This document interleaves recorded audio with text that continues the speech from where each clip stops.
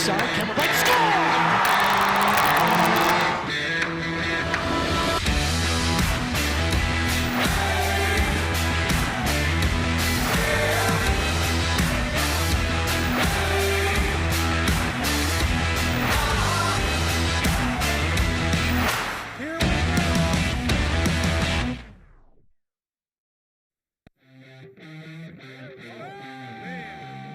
Your number one ranked Minnesota State Mavericks return to home ice as they take on the Seawolves of Alaska Anchorage. Can the struggling Seawolves steal the game from Minnesota State, or will the Mavericks shut them down?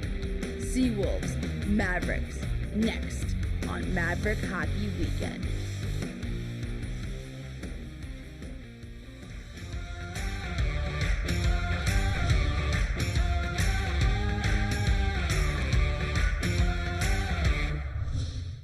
First time since earning the top spot in the national rankings, the Mavericks of Minnesota State return to the home ice, getting set to take on Alaska Anchorage here on a Maverick Hockey Weekend. Good evening, Don Westfall, joined by Dan McCarger. It's been a long absence, but we are back in hockey here in downtown Mankato. And again, Dan, last time out for the Mavericks, they earned a nice sweep, a tough place to win up at Michigan Tech, and by virtue of that, they all of a sudden jump up to the number one spot in the country. They're playing as good as anybody. They have 1 loss, 1 tie, and 8 victories over the first 10 games. I think if you scripted it, you couldn't script a whole lot better than that for a start for a season, and they deserve the ranking. I don't know that it means a whole lot this time of year. We talked a little bit about the Mavericks as far as Michigan Tech, the sweep there. Last time out for Alaska Anchorage, they actually got swept by Bowling Green, but a couple of close contests. Alaska Anchorage right now in one of those spots because of the schedule and playing up in Alaska. They've been on the ice every weekend for about a month, almost a month and a half. They still have a few more weekends to go. So a lot of hockey yet to come up against a Maverick team that right now, things are starting to gel a little bit for the Mavericks, certainly by indication of the ranking, and also the power play. We start to see better numbers there. Well, the power play started out at about 19% for the first 6 games, around 30% after that, so that's a nice improvement. Alaska tends to take a lot of penalties, so this is a weekend that the Mavericks could really make a difference on the power play especially. And I'm sure if you talk to the Mavericks, the fact is you look just at the rankings within the WCHA, this is a team that anything other than 2 wins this weekend would be a disappointment. 6 points. It's 6 points or nothing this weekend, or it's a disappointing weekend, no question. Let's bring in the head coaches right now, and so that would mean for Minnesota State, we'll talk to Mike Hastings. And on the other side for Alaska Anchorage, let's talk to Matt Curley. Good start, discipline, and go out and push the pace. Try to make sure that we're not creating the other team's offense, put some pucks behind their defensemen, make them turn around and go make decisions under duress. And then get second and third opportunities, which means we've got an anchor at their front net and making sure that their goaltender's not seeing everything that comes at them. I don't think there's any secret with that, right? No, Christian Stead will be getting to go tonight, and he's been outstanding for us, as has Chris Carlson, our other goaltender, and they've kind of shared the responsibilities this year. But no, there's no doubt that Christian needs to be on top of his game. He's got to be the best player in the ice. He's got to be making big saves for us, making a few that he's not supposed to give ourselves a chance to stay in it and maybe steal one here. So I feel good about what he's done, and confident that he's going to have a nice game tonight.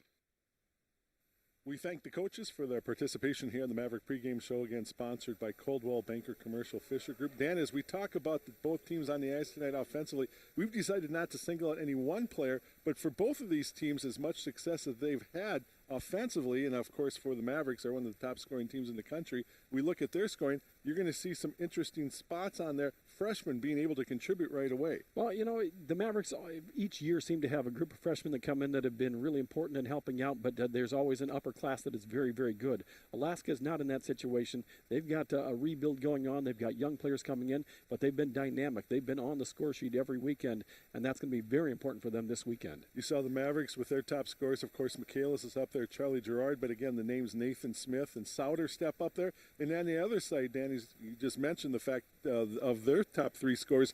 2 of them happen to be freshmen, one of them from Greenway Coleraine, so they have a Minnesota connection. This is a better Alaska Anchorage team than we've seen in recent seasons. If you just look at the numbers, they're scoring 2, they're allowing 3. They're not far off from being a winning team. Should be some exciting hockey. We're glad that you are with us here on the Maverick Hockey Weekend. We'll take the break, and when we come back, opening face-off from the Mankato Civic Center.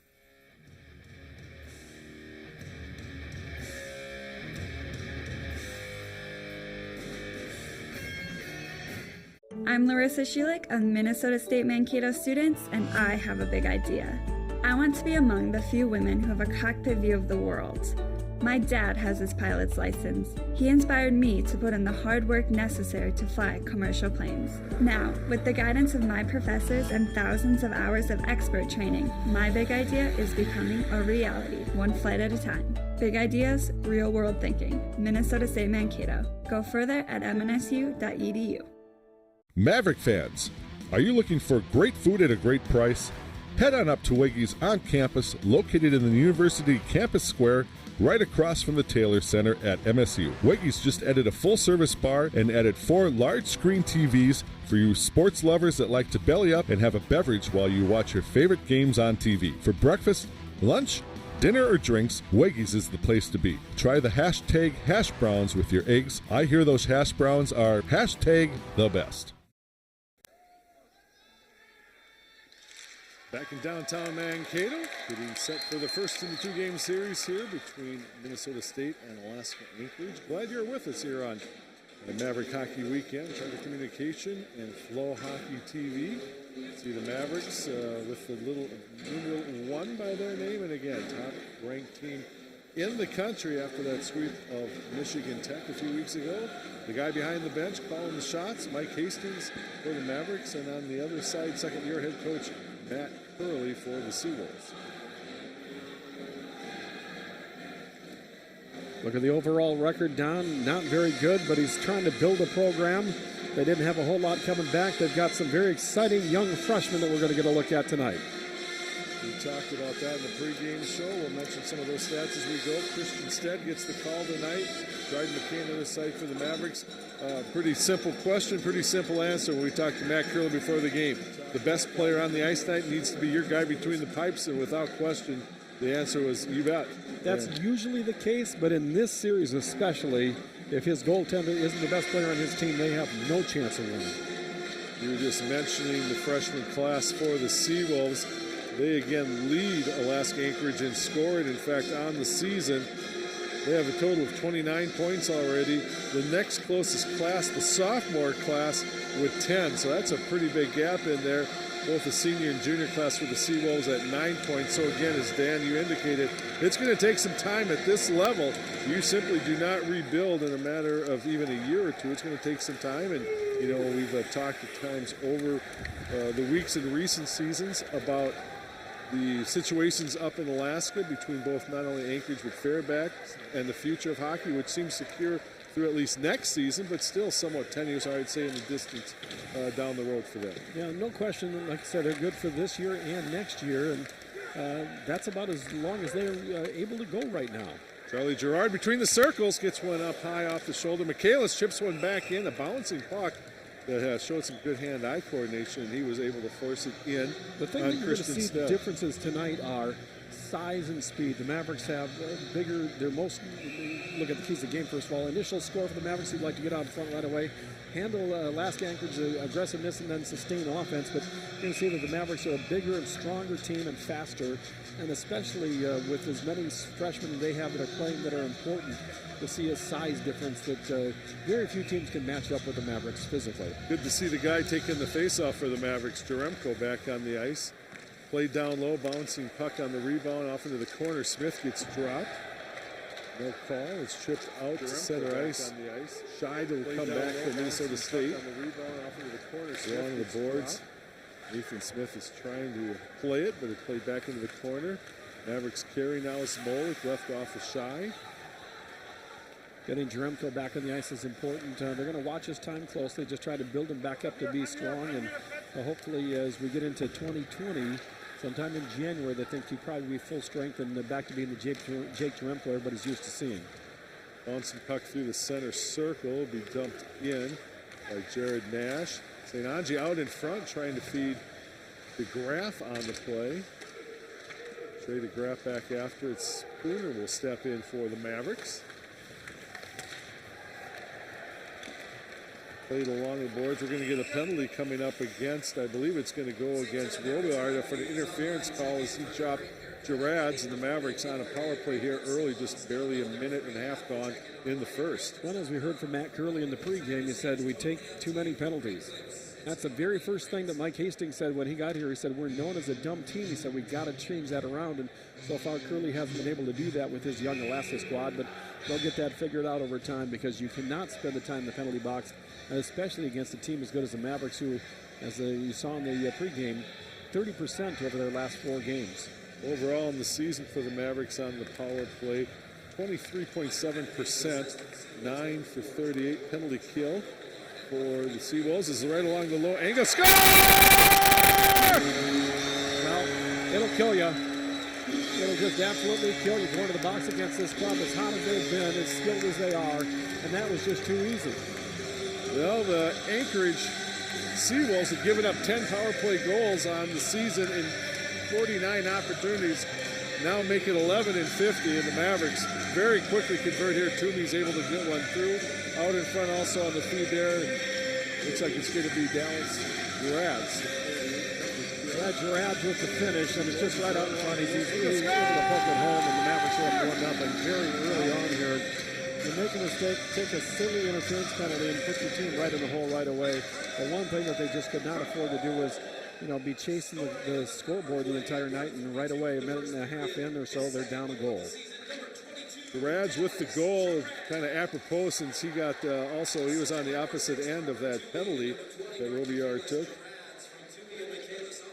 Toomey and Michaelis combining on the assist on that goal. Michaelis, is this going to be an icing call? The Michaelis with that goal now 130 points in his career. He's on a 5-game scoring streak. Well, we mentioned it. The Seahawks don't score a lot of goals. The Seawolves don't score a lot of goals. They score 2 and they give up 3 a game. The Mavericks are scoring as one of the top scoring teams in the nation, and you just gave them an easy one to start the game. Not a good start for the Seawolves at all.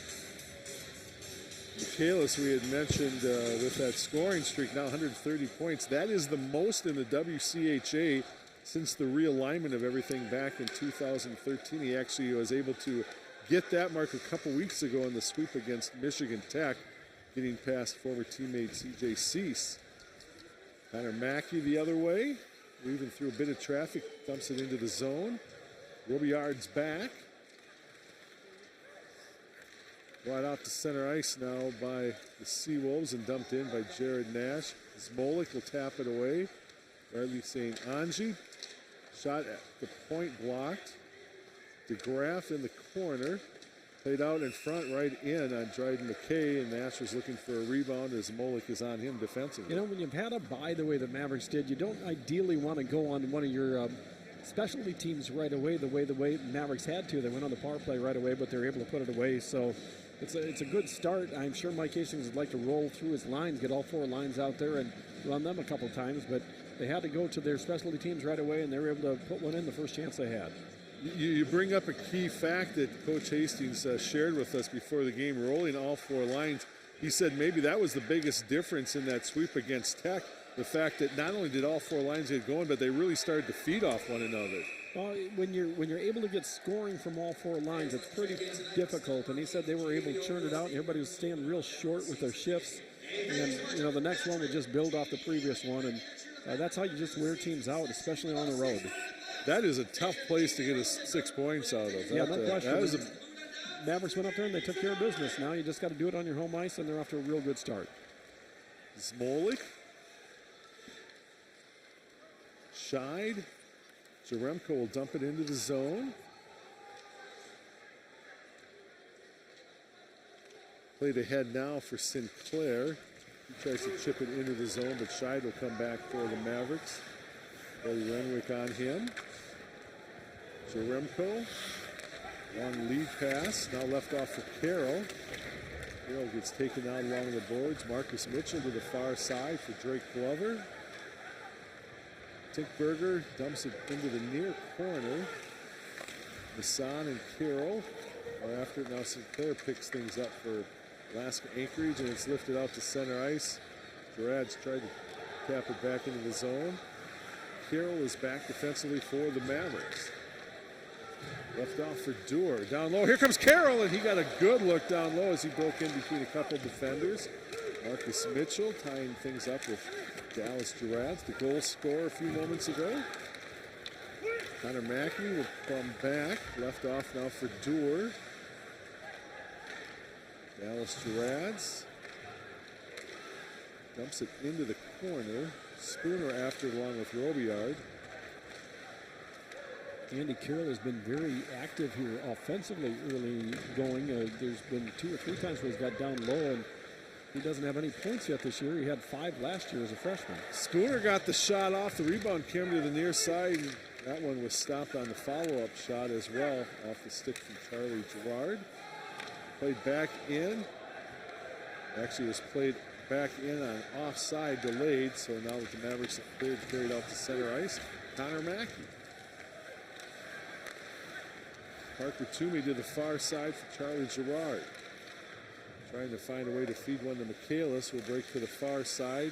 He's in against Nolan Nicholas. This is more what the Mavericks want.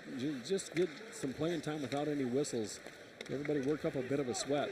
Toomey out in front. There was Gerard, but the pass got deflected on its way out. Then Nick Wicks came back defensively to help out. Alex Fry to the far side. Nash will carry in. Loose puck into the corner. Shine will catch up to it. At the line, Sinclair holds, but now picked up by Scheid. One things we're going to see from the Seawolves team is they're going to be pretty aggressive going after the puck. Sending 2 guys after the puck pretty much all the time. And he said they're, like Casey told us, they're going to be real aggressive, trying to come out here and show that they've got what it takes to play with this team. Trey DeGraff with the shot. And there's a save, and we'll get to a first break here with the Mavericks up 1-0. I'm Minnesota State Mankato graduate Darren Cotter, and I had a big idea. Use my technology skills and passion for entrepreneurship to build a successful internet marketing company.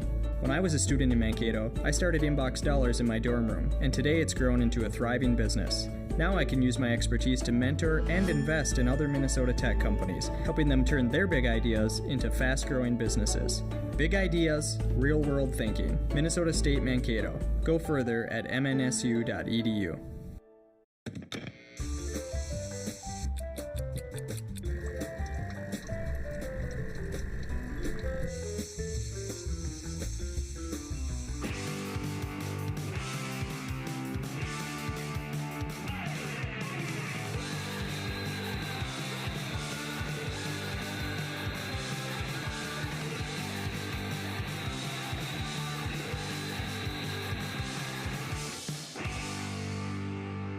After the save by Dryden McKay, Mavericks will take a face-off in their own defensive zone. Shots on goal, 4-2 in favor of the Mavericks. They've also got the only tally on the board. A power play goal back about a minute and a half on in the first.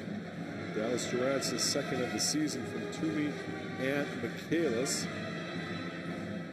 We had talked about Toomey. Now in first place as far as career points in the, let's say, the most recent era of the WCHA. Here come the Mavericks, 2-on-1. Smith to the far side. Score! That's how you draw up a 2-on-1. Absolutely perfect. Jake Jaremko back in the lineup after being out for a number of weeks. Takes a feed from Nathan Smith and he finishes. That's what the Mavericks want to see. The goal by Jaremko is great, but boy, Smith just kept the distance. Great, timed his pass over, and really not much of a chance there for Stead in the nets. Yeah, he drew the defender over just enough, and they're leaving one of the best shooters of a hockey puck in the country wide open. He finishes. Boy, the Mavericks fans really happy to see that. Jaremko, that's his first goal, his first point of the season. He only played in one game way back in that series against Arizona State. Carroll getting the other assist on the goal from Smith, and again, Jaremko benefiting. There's Mitchell down low. Shot is blocked, and the rebound will be lifted down the ice. And just far enough as Lutz tried to clear it, but Mavericks unable to avoid an icing call. If by the end of the year Jake Jaremko is the Jake Jaremko that he was as a freshman, this Maverick hockey team will be exceptionally dangerous. I don't know who you cover if Jake Jeremko turns out to be that guy, because he was really, really good 2 years ago. His sophomore season, he kind of took a step back, and obviously with the prolonged illness that took him out of the lineup early on here, it's tough, but he comes back and gets a goal right away, and I'm sure that makes him feel pretty good, and I know his teammates feel real good for him. You talked about in the keys, Dan. Coach Hastings shared with us the importance of not only that initial score, but just after being gone a week, sometimes you wonder if a little bit of rust, practice can only replicate a game so much, but Mavericks just kind of a great start here, obviously, early on, just what the doctor ordered. Well, the coach also said, with the aggressiveness that the Seawolves are going to play defensively, just trying to force mistakes, the Mavericks might have opportunities for odd man rushes, and if you get those odd man rushes, you got to finish it off and make them pay for it, and they certainly did there. Lance placed to the far side. Finkberger, and now Renwick played on the far side and carried into the zone by Glover. Quick shot, and Dryden McKay has another save. Well, you got 2 goals. We're not even 8 minutes into the game yet, and Alaska is averaging 2 goals scored per game.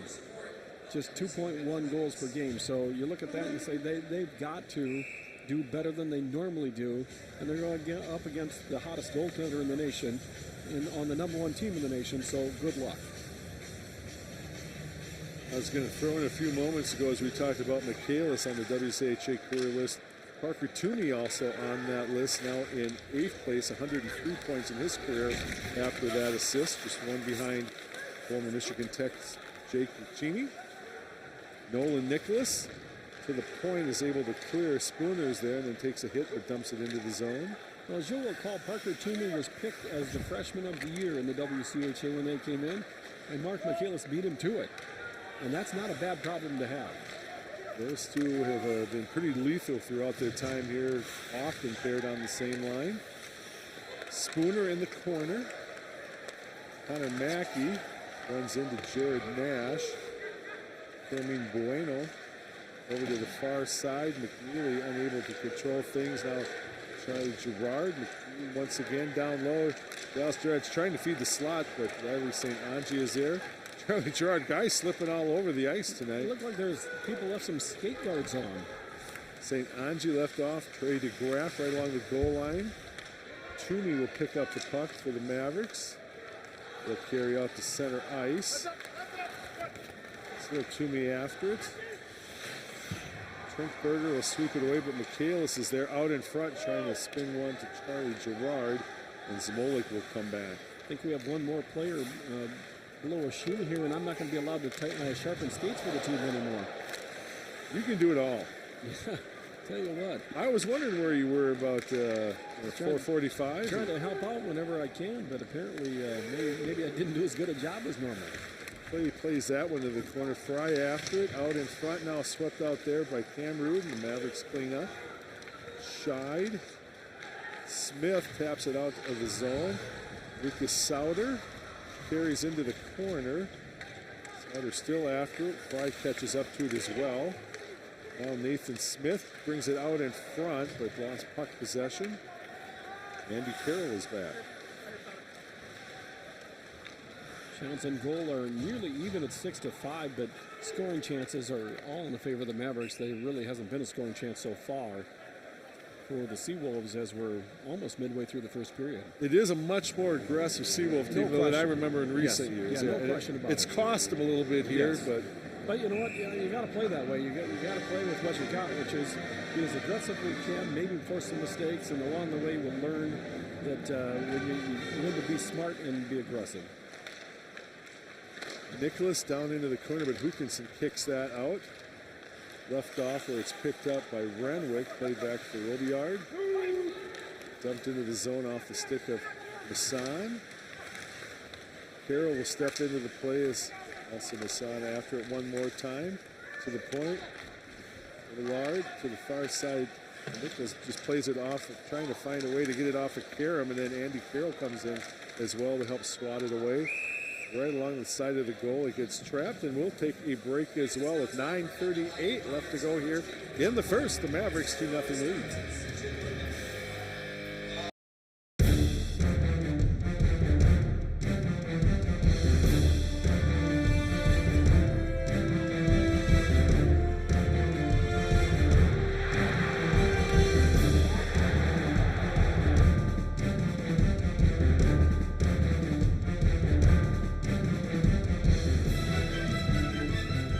It's time to get hooked.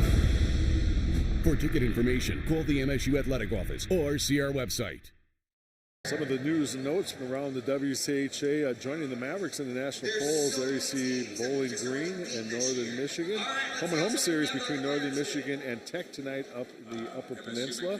Of course, Minnesota State, the football team, highly ranked, but the Mavericks #1 in the national polls on the hockey side. And then Dryden McKay ranking second as far as goals against, fourth in the season as far as save percentage. And the football team, the women's soccer team, there is just a lot to talk about with Maverick Athletics right now, Dan. Well, we talked with Todd Hoffner this morning on KTOE, and we talked with Mike Hastings on Monday, and they said the same thing. There's just so many good things going on. If you're not, like the basketball team, tomorrow at 1 o'clock in the afternoon, have a chance to see a really good basketball club on the home court tomorrow afternoon. Get up and watch them play. You're going to get to see a great facility and one of the best teams in the nation. And you can say that on almost every team that they've got. The wrestling team is highly ranked. Mavericks able to clear. Mitchell is back for the Seawolves. Dumped into the zone by Bono.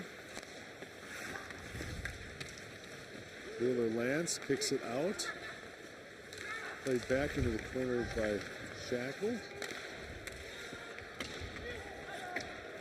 Neely's able to tap it out along the boards. Dumped back in. Connor Mackey. McNeely will dump it in, and the Mavericks will go off in a complete change. Toomey's after it quickly on a forecheck. DeGraff gets turned around on the play by Samlin. Sinclair picks things up for Anchorage. DeGraff went wide with the pass. It's broken up by Lutz. Smolik lead pass, tapped into the zone by Sandlin, in on net, and Christian Stead will cover up. Pretty good crowd here on a Friday night early on, Don.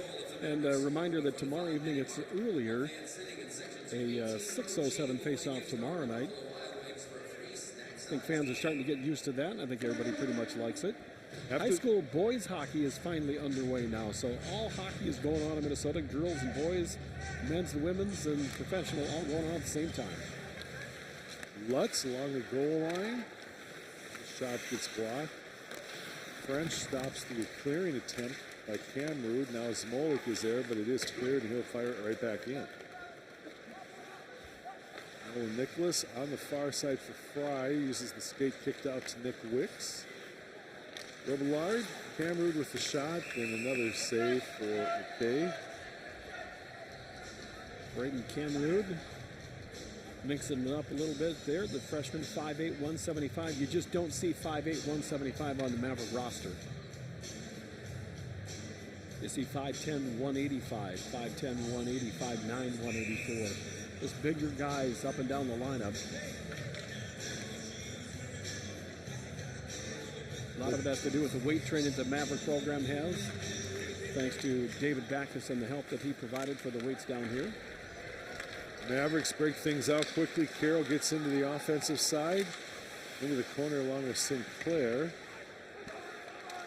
Dallas Girad's an opportunity to get out free. They just couldn't find a way to get him the puck, or he was going in all alone. Spooner steps in for the Mavericks, chipped out of play. So we'll take the face-off back in the Alaska Anchorage zone. Looking quickly at the Alaska Anchorage roster. Just the one Minnesotan on the team. Again, that's Taylor Lance playing up in Greenway of Coleraine. Which, of course, has a storied program. Well, I remember the days of Kenny Jernander. Yep. Actually, was a classmate of Kenny Jernander's and used to do his games with the Gophers in the late 80s.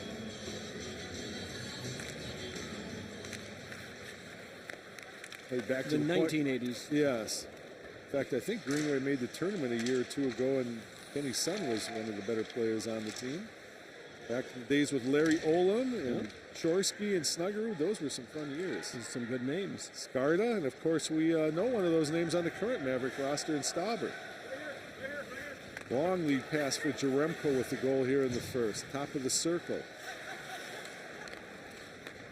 Connor Mackey in the slot. That one was blocked by Lance out front and goes up into the net. It was nice to see Jaremko on the ice, doing what we got used to seeing him doing. It'll take him a while to get his strength back and get his lungs back, but I say, if he's Jake Jeremko by the end of the year, what a plus that is for this team, is they are loaded offensively, and you put him in the middle of it, that's an awfully good club. Mavericks top line with Michaelis along with Gerard and Toomey. They're already up 2-0.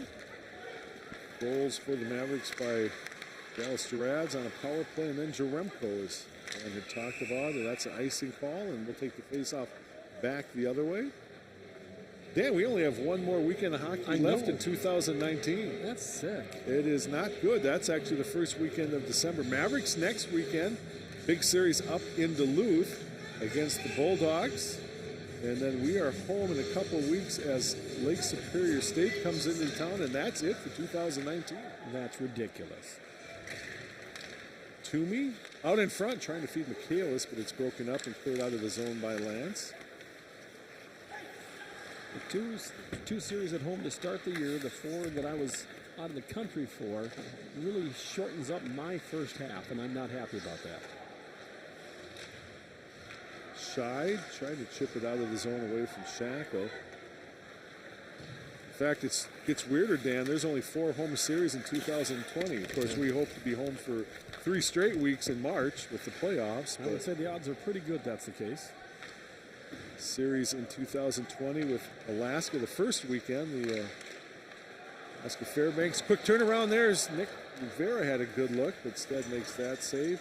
And also in 2020, we get Bemidji State, Northern Michigan, and Alabama Huntsville. Nice turnaround and opportunity for the Mavericks, but Stead was ready. Carroll looking for an angle, top of the circle, carries it down to the goal line behind the net for Lutz. Lutz, now French will go after along with Wicks in the corner. Rivera chips it back in. Wicks looking for some room to clear the puck. Spins away from 1-4 check by French. At the line, cleared. Near side, Robillard. Watched there by Carroll, forced behind the net on the shot.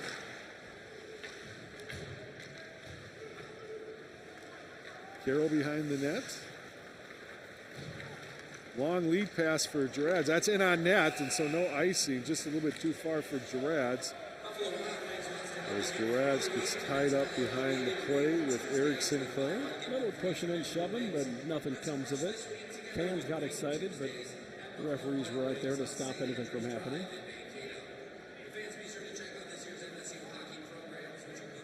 Mavericks will lead that trio of forwards up there with Spooner, Gerads, and Walker-Duer. Bouncing puck. Duer can't get there. There's Dallas Gerads with a shot, even though he was tied up on the play. Connor Mackey holds at the point. Gerads and Duer for the Mavericks in the corner. Warner steps in to help out. Now played all the way along the boards. McNeely will try to get there, and he does hold at the line. Dallas Gerads trying to rid himself of the check of Bono. Puck underneath him, and with the helmet coming off, that quickly will bring the whistle from the officials. You see the play by McNeely just to keep the puck in. It's just the little things like that. Now, nothing came of it, but there was an opportunity for the Mavericks to possibly score, keeping the puck in the zone, not having to go back out and reset. Let's take our last break here, the first period, as you're watching the Mavericks on a Maverick Hockey Week. Home Free, live in concert. All vocal country band Home Free bring their Dive Bar Christmas Tour to Mankato, Sunday, December 22nd. Home Free and their 5 amazing voices captured the world as they mixed Nashville standards with country-dipped pop hits. Home Free live December 22nd at the Mankato Civic Center. Tickets are available now at Ticketmaster.com. For more information, visit homefreemusic.com. Maverick fans, are you looking for great food at a great price? Head on up to Weggy's on campus, located in the University Campus Square, right across from the Taylor Center at MSU. Weggy's just added a full-service bar and added 4 large-screen TVs for you sports lovers that like to belly up and have a beverage while you watch your favorite games on TV. For breakfast, lunch, dinner, or drinks, Weggy's is the place to be. Try the hashtag hash browns with your eggs. I hear those hash browns are hashtag the best. 4:42 left to go here in the first.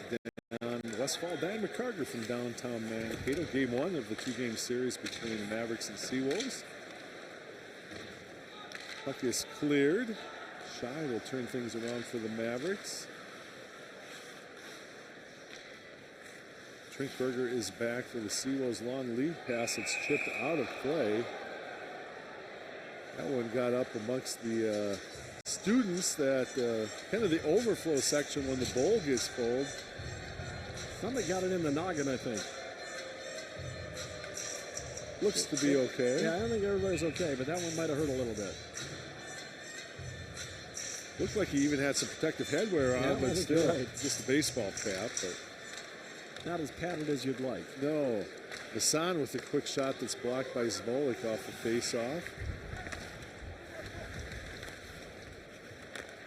Back to the point. Robillard sends it wide of the net to the far side. Nathan Smith has it. Just gather up puck possession. Chipped out to center ice. Sauter is after it along now with Nolan Nicholas. Far side for Spooner.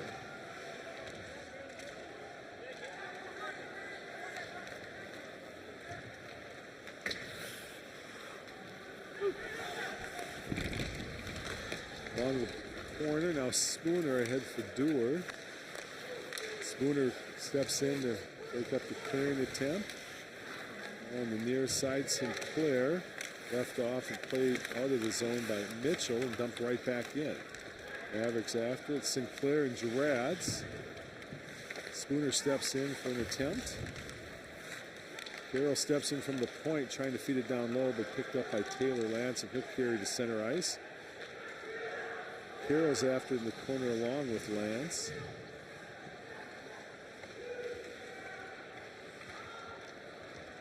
Carroll shipped out of the zone by Spooner. He'll get to the red line and just dump it in as the Mavericks need to complete a line change. Sinclair head for Wicks. Toomey almost able to pick it off.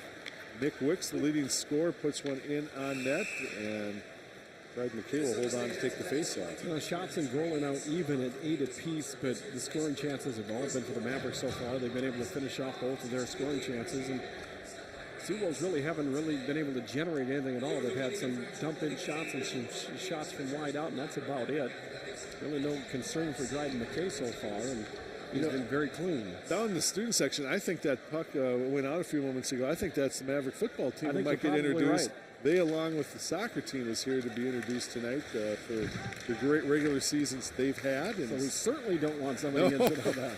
Hopefully it wasn't Nate Gunn or anybody else. It's the last thing we need at this point. Wicks behind the net, trying to chip it out in front, but Connor Mackey is there to break it up. McNeely for the Mavericks as we're down to 2:20 left to go in the first. Football team with a bye going into this weekend's action. Toomey, Gerard, he'll try to get it far side. Michaelis, though, he was on his backhand, so it's played up on top. Connor Mackey down low. All kinds of action down low. Oh, Toomey just misfired on a backhanded feed intended for Michaelis. Down low, it's picked up by Connor Mackey. Michaelis taking it away along with Trinkberger. Connor Mackey able to hold, play down low, and that was in on net as Gerard was down on a screen, and a nice job by Stead to make the save. It gets kicked out of play. Mavericks having a pretty clean period, kind of what they were looking for. Just get a couple goals, get everybody kind of back in the flow after being off for a week, and really haven't made the goaltender have to work too hard, even though they haven't. While they've changed the shots on goal now to 9-7. We've seen pretty much everybody at least a shift or two so far. And Smolik was unable to hold at the point off the draw, so the Mavericks back in their own zone. Sandlin chips to the head. Anji was able to clear. Smolik shied. Chipped in by Rivera. French and St. Ange after, along with Sandlin. To the point, shied, near side Smolik. Chipped behind the net. Rivera shied, Tries to sweep one in from the top of the slot, but it's blocked. Cleared, and then Zmolik dumps it back in for Minnesota State. Ryan Sandlin has to be looking forward to playing this weekend, but even more so next weekend. It's got to be a little bit weird, I would think. Is obviously not in his mind right now, but you, as you mentioned, with the matchup next week, is McKay covers up, having to go and not only take on your hometown team and the Bulldogs, but take on your dad, who is coaching the two-time defending national champions, by the way. If anybody wasn't aware. I'm looking forward to it. I'm going up, so that should be a good time. Well, some of us have jobs, so. I do too. I work a little bit and then I head up the interstate. It's a short drive. You'll be on the air Thanksgiving and the next day, and you'll be on the air next Monday with Coach Hastings. At 9:10 on the Morning Blend on KTLE with Dan and Sully, our radio counterpart on the broadcast tonight. Long feed up ahead for Lutz as it bounces in the zone. Still in there, Smith. Smith trying to give himself an opportunity for a shot, overskates the puck, and now it'll be played out of the zone by Sinclair to the far side. Shackle sends one high and wide of the net. Under Mackey with 12 seconds left to see if the Mavericks try to generate one last rush. Jaremko played off the boards for Lutz, and unfortunately this might result in an icing call. The last thing you want with 2 seconds left. Well, in 2 seconds, do you pull your goaltender? I've seen stranger things. Yeah, they're going to, yep. You know, this is a program and a team. Why not? Matt Curley might have heard me. I might have said that a little bit too loud, but yeah, there's no reason not to. With 2 seconds, you get a man advantage here, and maybe you win a face-off and get a bullet. Maybe a slight chance for a rebound and get within a goal. You never know. Jaremko's out for the draw. They're going to try to get it back to Hyperverta for a quick shot with a lot of traffic out front. Mavericks just looking to get body on body. Jaremko ties up the jaw very nicely, and that is the end of the first period of play. Mavericks with a couple goals in the period of power play tally. In fact, that was the one power play for either team of the period, but Dallas Gerard's rather scored his second of the year at 142, and then Jaremko his first of the year at 609. And that's our score after one period of play. It's Minnesota State on top of Alaska Anchorage by a score of 2-0. We'll take a break. We come back, we'll hear from one of our Mavericks and get into our first intermission.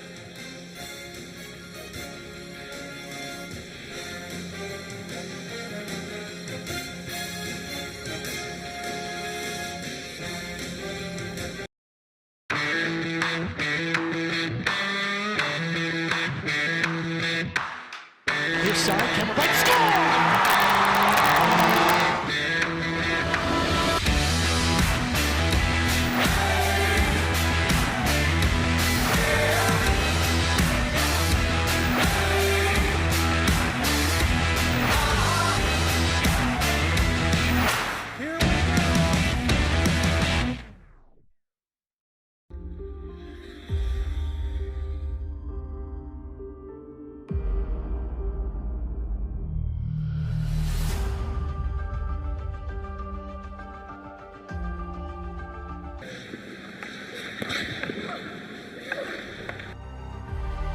Let's stick to what we know best.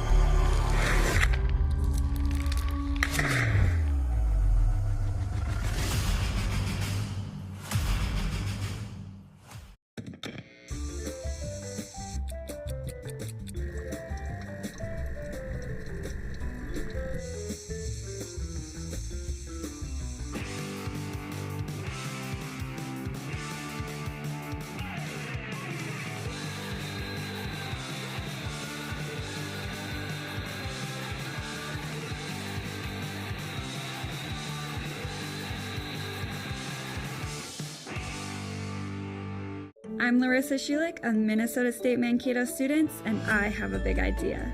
I want to be among the few women who have a cockpit view of the world.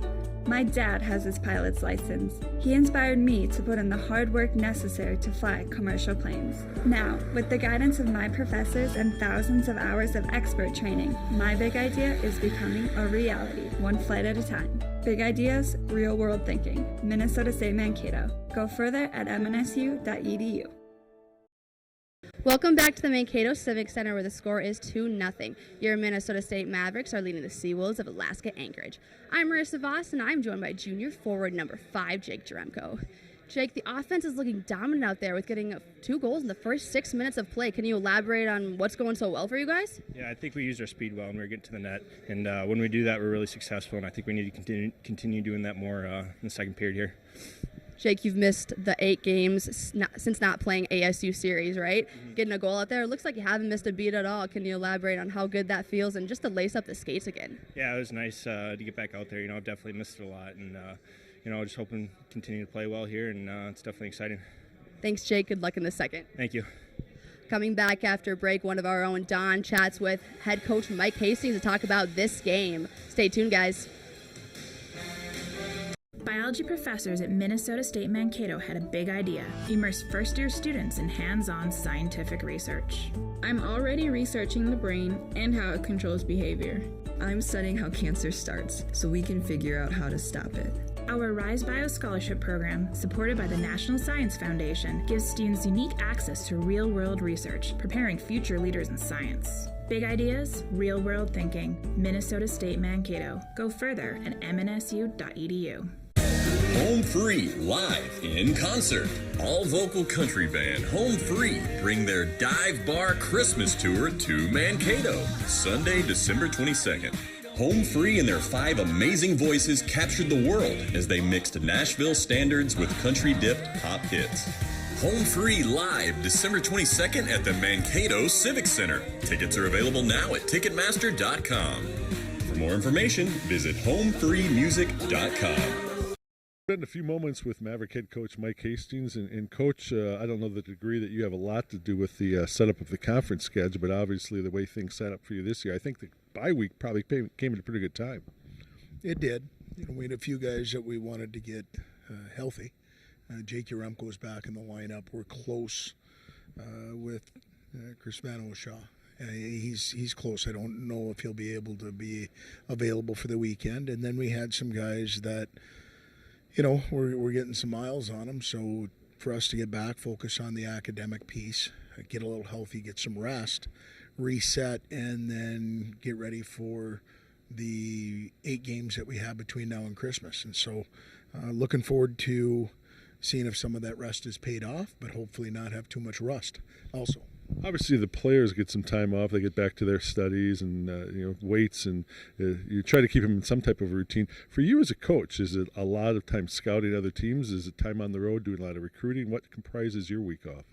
For us, usually it's an opportunity for us to go recruiting, but with it falling at where it fell as far as the NCAA is concerned with dead periods, we couldn't go out a tremendous amount until later on in the week, and so I took advantage of it. I went home and I saw my mom. I drove up to Crookston and had dinner with her, and then the next day and with my sister and their family, and then turned around and came back here. And I think the guys don't mind when I'm gone.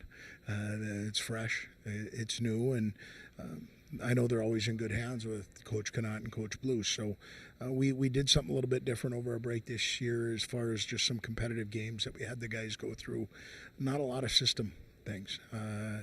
Wanted to free their mind up a little bit, make sure the compete was going on, and hopefully we're in a good spot tonight. We've talked before about as you break up a season, typically in quarters and things like that. In essence, we're done with the first quarter of the season. Only blemish is a loss and one tie. Overall, your thoughts, how would you grade your team out after the first 25% of the season's done? More peaks than valleys, which is a positive over that short period of time. You look at how we got to the point of being 8-1-1, and different guys stepped up at different times. And we had some bumps and bruises through our forward group when you had Parker Toomey and Nick Rivera and Dallas Gerads and Jake Jaremko. We've had different guys, Chris Van Oshaw, who have been out of the lineup. We've had other guys step up. 2 freshmen that come to mind are Smith and Souter, who have come in and done a really good job for us in those spots to produce some offense for us. So we had different guys step up front. Back at the blue line, knock on wood, we can still maintain our health. And we've had different guys step in there between Carroll and We're still trying to mix some guys in here in the first half. So after the first quarter, I'd give ourselves probably a B plus, because I've liked the attitude. I think the leaders have done their job. Knock on wood, we can stay healthy and hopefully make a push here in the back half of the first half. Coming into tonight's contest, first time back in the building with the top ranking in the country. You were through this a few years ago. My assumption might be, it's nice. It looks good in the paper. It's good for the fans and the booster clubs and certainly recruiting. But as a whole, I would imagine from the team, the leadership who has been through something like this before, the target might be a little bit bigger on your back, but really this earlier in the season, while it's nice, it doesn't really settle in too deeply. No, it's the guys have been really good. Our leadership group of seniors and juniors have been in that spot before. It's something, as to the points you brought up, it's good for the university, it's good for our community, it's good for recruiting, good for the program. But at the end of the day, you've got to go out and earn your way. And so the guys have done a pretty good job at just resetting and focusing. And like I said, the week off, as far as getting what we wanted to get out of that week, that happened. And now in preparation for Anchorage, we've had a good week up until tonight. So we'll see in the first 10 minutes. Yeah, I found more often than not when you come off an off week, it's tough to get up to game speed. So we're going to have to be on it right away because we don't want to be playing from behind in our own building. Alaska Anchorage coming in, I mean, their record, they're probably a little bit deceptive. Past couple of weeks they've been playing better. Tough sweep last week with Bowling Green, but especially their freshman class. This is a team that you cannot overlook. No, and in college hockey, you can't overlook anybody. And I know people out there that are watching this are like, yeah, same old. But it's different. You can see the 60th ranked team beat a number one team and anywhere in between. So when you've got goaltending that come into the mix, if you get a goalie who gets out there and gets hot and you let him start seeing a puck and don't make it difficult on him, or you're undisciplined or you don't do the things that you should be doing, these guys have 18 scholarships just like we do. And so they're coming here with an attitude that they're going to try and get it done in our building. So we're going to have to be good to get it done. We talk a lot during the pregame discussions about it, at this level, the importance of specialty teams. I know that's one thing is you had some time this week and even a little bit last working on specialty units, creating some momentum and obviously creating, some more opportunities in the zone when you have the extra man. We need to. I think we started off in those first 5 series real well. I thought we had a real good showing in our own building against Arizona State. And put some games away that were really close through our power play. And our penalty kill, Todd Connaught handles our penalty killing. It's been very good up until this point. They're going to have to get up to speed right away because we're seeing a power play that's got a few different looks. And our power play units with Jake Yaremko being back in have changed a little bit ourselves. So opportunities, and the only way you get on the power play is by drawing them. So I didn't think we were great at that over the first 5 series, and hopefully that can be better in the next 4. Last question, but just the recipe of success against the Seawolves tonight. What does your team need to do well? Good start, discipline, and go out and push the pace. Try to make sure that we're not creating the other team's offense, put some pucks behind their defensemen, make them turn around and go make decisions under duress. And then get second and third opportunities, which means we've got an anchor at their front net and making sure that their goaltender's not seeing everything that comes at them. Maverick head coach Mike Hastings here on a Maverick Hockey Weekend.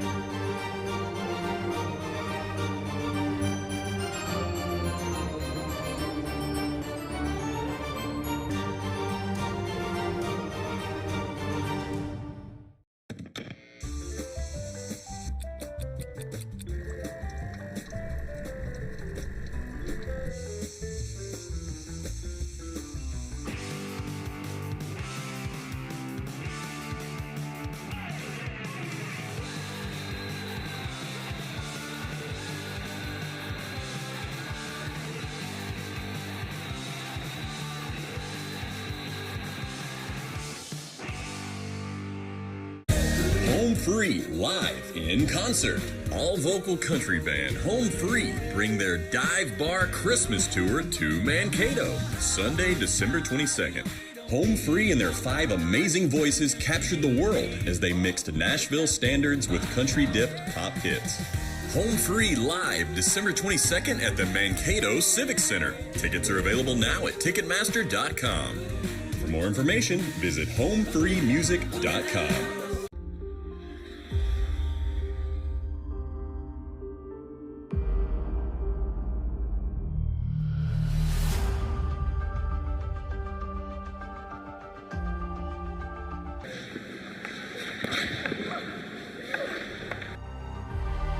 Let's stick to what we know best.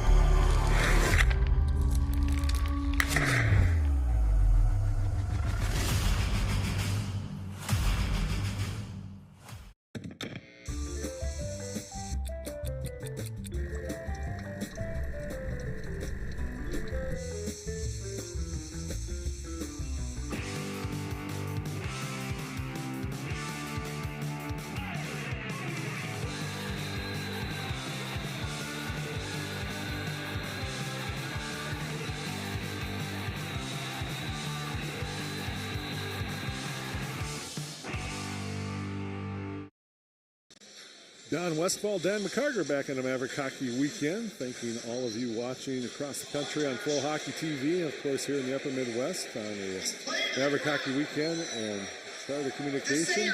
Mr. McCarger, Mavericks are up 2-0. A couple of quick goals in the first period that we can look at. Dallas Girads on the power play got things started for the Mavericks at 1:42 from Parker Toomey and Mark Michaelis. We'll look at it there. Here's a different angle.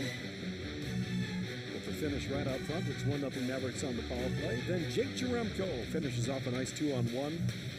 Andy Carroll and Nathan Smith with the assists at 6:09, 2-0 Mavericks after one period of play. Shots on goal, 9-7 in favor of the Mavericks. Attempted or even at 15 apiece. Mavericks 1 for 1 on the power play. And faceoffs won 15-8. That's the margin the Mavericks usually win, about 2-1. Take a look at out-of-town scores here as we get things going. Bowling Green up on Lake Superior State 3-0 in the third. Northern Michigan up on Tech 2-1 in the third. Bemidji 2-1 in the second over Huntsville. Ferris and Alaska coming up. North Dakota, St. Cloud underway. And UMD and Colorado College are scoreless in the second period of play. And I know the Gophers and Wisconsin are playing, and the Gophers lead Wisconsin 2-0 as well. First weekend this year that all 10 WCHA teams in action in 5 series across the conference. But of course, the most important matchup here, and that is why we got the commissioner in the building tonight as well as the head of the officials. Happens more times than not, I think, that we're here, that they're here. Does it have so much to do as number one, because the program's right now ranked first in the country? 2, it's at the proximity of the Twin Cities. Or 3, the opportunity to see us and to shake a hand. And frankly, I think glad handing with us is pretty important. I think it's very high on the list, no question about that. No, they get down here often, but yeah, it's proximity, no question. I think they would like to go and see all the teams in the conference, but it's a whole lot easier to come to Mankato than it is to come to Fairbanks or Anchorage or Alabama Huntsville. Indeed it is. We know Flow Hockey TV's working. We're assuming there's a few people watching us up tonight in Alaska. I know it's on in Sioux Falls right now because I got a text from my daughter. She got her babysitting kids to put to bed early tonight so she can watch Maverick hockey. That's dedication. Well, that's understandable, though, too. I'd watch us if I had the chance. Again, the question becomes, is it because you're watching the top-ranked team in the country or just to hear the soothing voices of Mr. McCarger and myself? Well, you know what I'd say. Probably a little of both. She's heard my voice be soothing, and then there were times it wasn't so soothing over the 21 years she's been around. But she's a good kid. She's put up with a lot. She's defied the gene pool, has she not? That's a fact. Yes. All right. Well, underway here in period number 2 again. The Mavericks 2-0 lead. Boy, the Anchorage right now, Dan. Really, 2-0 lead looks pretty big. Next goal really could be crucial for either one of these teams. Well, the Mavericks know that they can put 4 up on just about anybody. Alaska isn't known to do that. The Seawolves are averaging 2.1 goals per game this year. So they really know that this next goal is important. If they get it, they're right in the game. If they get down 3-0, against the top team in the nation, the odds of them coming back are not very good. Michaelis looking for a breaker on the other side. Here comes Toomey out in front. Score! That's hockey. That's hockey right there. Tic-tac-toe. One guy has it, the next guy has it. There's a guy open out front. You give it to him, and he knocks it in easy. It's almost not fair, but it's just those passing, and the Mavericks break into the zone, spread the defense wide, and a couple of quick passes, and Girard just has to tap it into the net, and the Mavericks up 3-0. The first goal is the thing that really, it's let's see, two defenders, the second one not quite so hard, and the finish is often easy for Charlie Girard. His 9th goal of the season, 7 goals and 2 assists. Charlie Girard with that goal. He's now got 7 goals in 7 games, so he's on obviously a bit of a scoring here. Nothing wrong with that. A couple of assists from guys you're going to find pretty familiar on the list as well as Michaelis and Toomey as the Mavericks back the other with Smith. He'll try to sweep it on the front toward Jurenko. Pulled out of there and carried out to center ice by Riley St. Ange. 2 of the 3 goals for the Mavericks now have come literally right out in front where the goaltender has no opportunity. And we talked to Coach Matt Curley about the importance of his goaltender. He said, you know, he's going to have to make every save that is big for us, and he's going to have to make some that he probably shouldn't save. And again, he hasn't seen a ton of shots, but it's just... That would have been the one where he shouldn't have saved it, where if he would have been able to make a save, that he might have been able to keep his team in the game. But, you know, the save that he just made there is the one that he's got to make. The one that he didn't make a minute ago is one that very few would have made. Kicked out of there off the shot by Dewar and up out of play. Well, you just saw skill that very few teams in this country have, and the Mavericks have that on a couple different lines. Dewar will dig it out of some traffic. Rads. Dewar still in the corner now. Spooner behind the net. Gathered up on the far side. Carroll. Bouncing puck goes wide of the net. Dewar is there. Sweeps it out in front. Spooner thought about taking a backhanded stab at it. That was Rads again. Dewar. Rads kind of tied up. Dewar sweeps it to the far corner. Spooner will catch up to it first. Sinclair trying to clear. Mitchell will now lift it to the line, but not out. Hookinson turns it right back around and into the corner. Dallas Girads up on top, and now we're going to get a penalty. And that's going to be an interference call, and probably a play that didn't need to be made because the Mavericks had a lot of time in the zone. And Jared Spooner doesn't agree with the call. He's possibly the first player ever to have a penalty called against him when they didn't actually do it. 2 penalties tonight, both interference calls, one on either side. This one puts Spooner in the box at 2:35. Alaska Anchorage on the season on a power play. 4th in the WCHA as they have it out in front. A nice job there by Connor Mackey to break it up. Alaska got 6 goals and 35 opportunities, so a little over 17%. Maverick penalty kill leads WCHA almost 95% kill rate. If the Seawolves won't have any chance, they need to get a goal right now. Mavericks have only given up 2 power play goals all season. Up on top, Verda. Wicks will play it down into the corner for Lance. Heike Verda, top of the slot. Near side, Lance tries to get over the far side. Swept out in front. That was McNeely spreading out on the ice as well to take care of that pass if it had gotten through some traffic. Up on top for Wicks.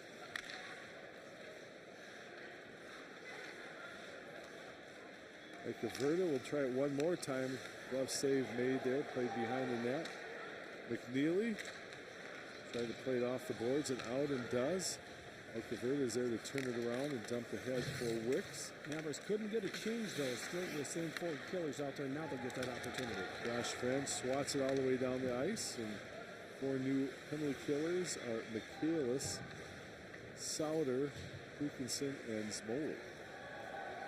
35 seconds left to go in the man advantage. Talk to Mike Hastings about that exact thing right there that we were just looking at. How aggressive are you on the penalty kill in your offensive zone? They were talking about during the Wild game last night that the NHL really is changing in how aggressive. What a wow, save there. A huge Holy save. cow. As Dryden McKay sprawled out on the ice, there was a lot of net open there, but somehow he got back into the play, and then Michaelis is going to sweep it all the way down. That's the one where you go, I have no business saving it, but I did anyway. The Mavericks successful on the penalty kill, but not without a great chance late in the opportunity for Alaska Anchorage. Back into the corner, Souter up on top. Smolik played down low one time by Reggie Lutz, wide here on the near side, now picked up. Sent into the zone. Now a Shackle. Played in behind the net. Now to the corner. Nolan Nicholas steps in, but Michaelis is there for the Mavericks. Scheid. Spooner plays it off the glass to the near side into the zone. Lutz is after it. No icing on the play. That's tied up by Nolan Nicholas. Now Jaremko off the bench gets into the play as well. Lutz out in front, Smith. Oh, there's a great look at the opportunity for Jaremko. Scheid in the slot down low, and it's tipped away from Lutz by Robillard. Here comes Jaremko up on top for Scheid. He breaks in along the goal line, low bouncing puck. Oh, off the post, yes, score!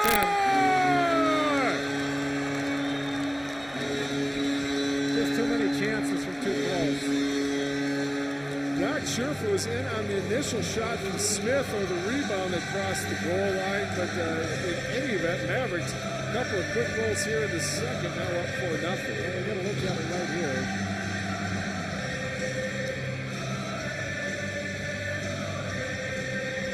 All backhander. Smith's goal, his third of the season. Got 3 goals, 6 assists for 9 points now. Heck of a start to his career at Minnesota State. 5:36 the time of that tally. We'll redo the face-off one more time, and this thing is in danger of busting open, Dan McCarthy. Yeah. Now the Mavericks have enough goals to win this game, possibly enough to win tomorrow night's game also. Right back into the corner. Sandlin, near side, McNeely avoids one defender. Connor Mackey then fans on it.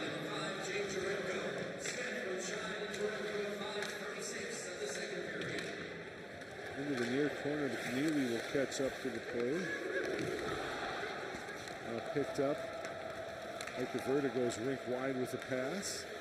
To the far side, tipped into the zone by DeGraff. Connor Mackey, Sandlin. Trying to chip it out of the zone, and then that shot is blocked off a stick into the corner. Connor Mackey left off of French. French just dumps it into the zone. Peters to the near side. Hookinson gets there first to hold the zone. Now Hookinson once again. St. Ange will just dump it into the zone. Dryden McKay. Carroll. Played out in front. Hookinson's there to clean it up as it kind of carried off a couple of bodies in the corner. Hookinson, long lead pass for Charlie Gerard. Nolan Nicholas comes back, breaks up that play. Wicks has a tap away from him, but now Fry will carry in the zone. Fry out in front. Missed opportunity. Here come the Mavericks on a 4-on-2. Toomey. Nice job there by Nolan Nicholas to break up the centering attempt. Far side, Scheid will catch up to it for the Mavericks. Michaelis takes a return feed from Toomey. Played behind the net. Yeah, the Mavericks are kind of almost skating at will at times here. The 4-on-2 break, though, Nicholas kept his gap sound. He was right there. He had a stick on the puck, so there was no opportunity for the pass. And it just completely destroyed a 4-on-2. Souter. Walker Dewar up on top for Smolik. Played down low, that's off a leg. Now Dewar will catch up to it in the corner. The Spooner. Dewar a low angle shot, and that one comes wide on the far side. And tapped out of the zone by Lance. Scheid is back. Dewar dumps it in.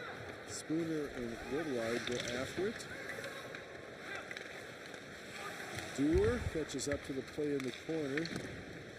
Spooner and Woodward one more time, and now puck is picked up. Played off the body, still in the zone, and finally now cleared by the Seawolves. Lutz for Spooner. Spooner will try to work past Nolan Nicholas, and he'll take him down on a tripping call. And we will take a break. Mavericks on top 4-0. They'll come back on a power play. Home Free, live in concert.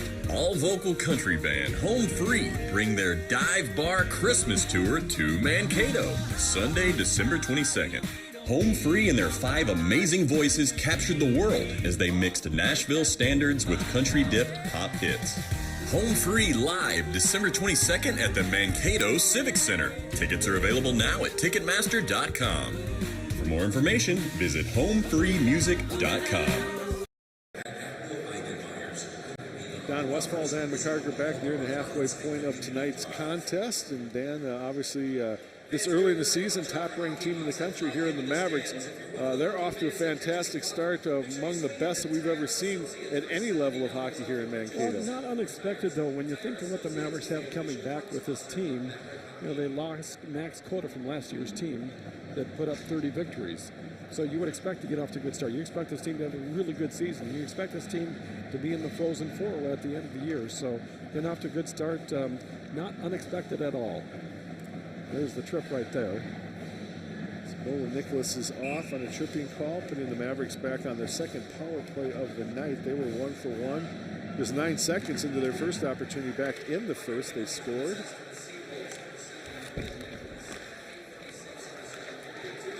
Out in front, Gerard to the far side. Here's a chance, and it goes up high.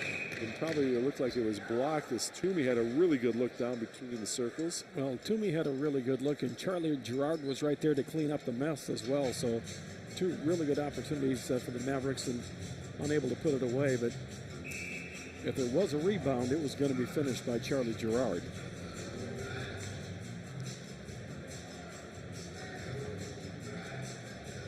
Kalis will step in for this face-off along with Alex Fry.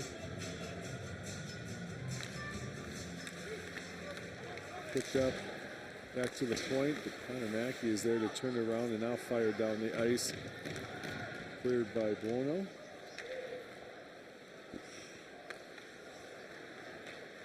Connor Mackey ahead for Gerard. Rink wide with the pass for Toomey, who will carry into the zone.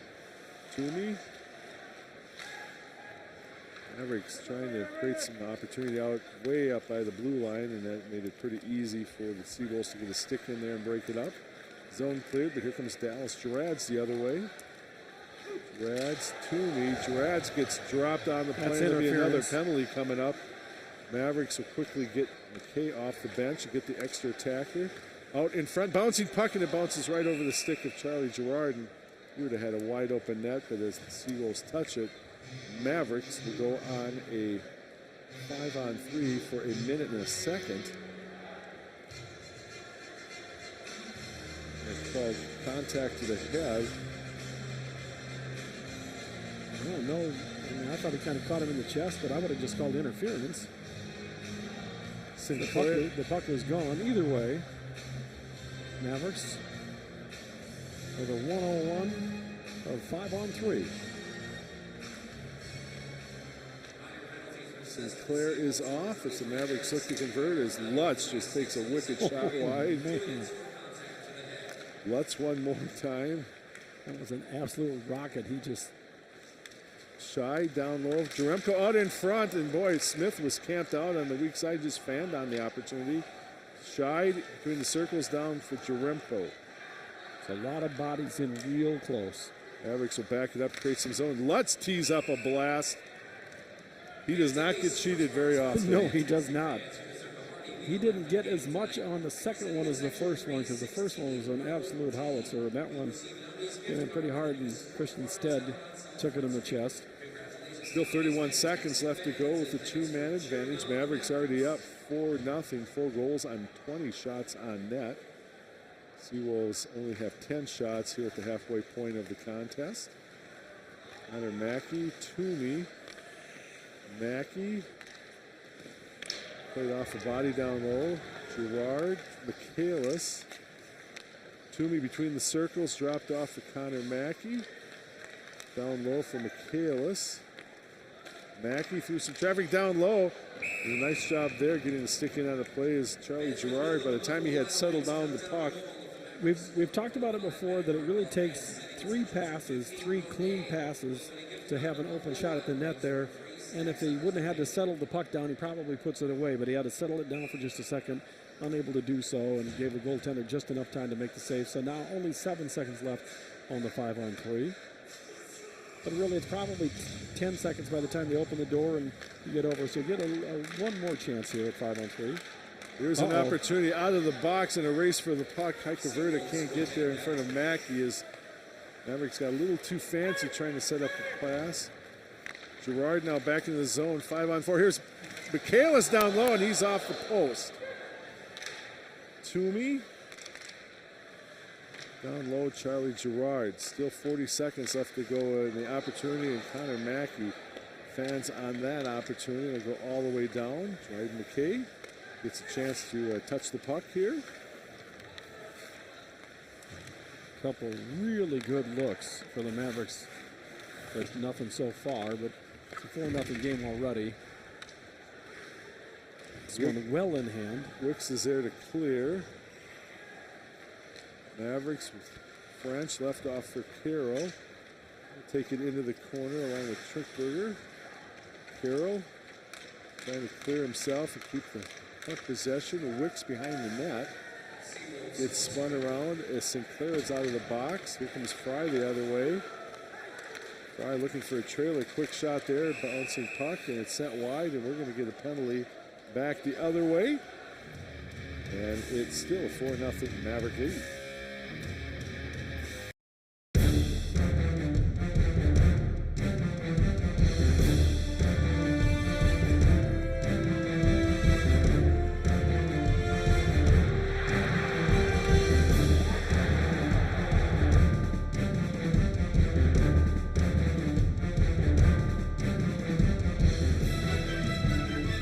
It's time to get hooked. For ticket information, call the MSU Athletic Office or see our website.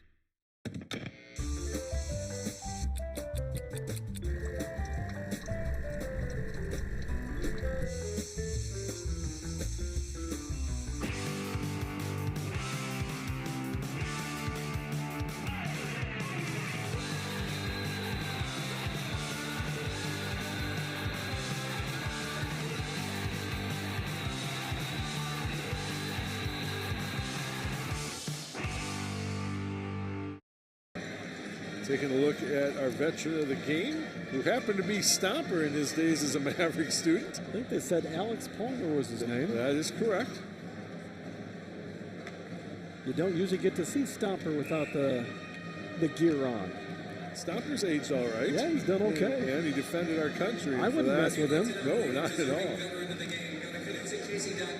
So Carroll is in the box. 2 minutes for an interference call at 11:45, and if the Seawolves have any opportunity of getting back into the contest, this is almost a must.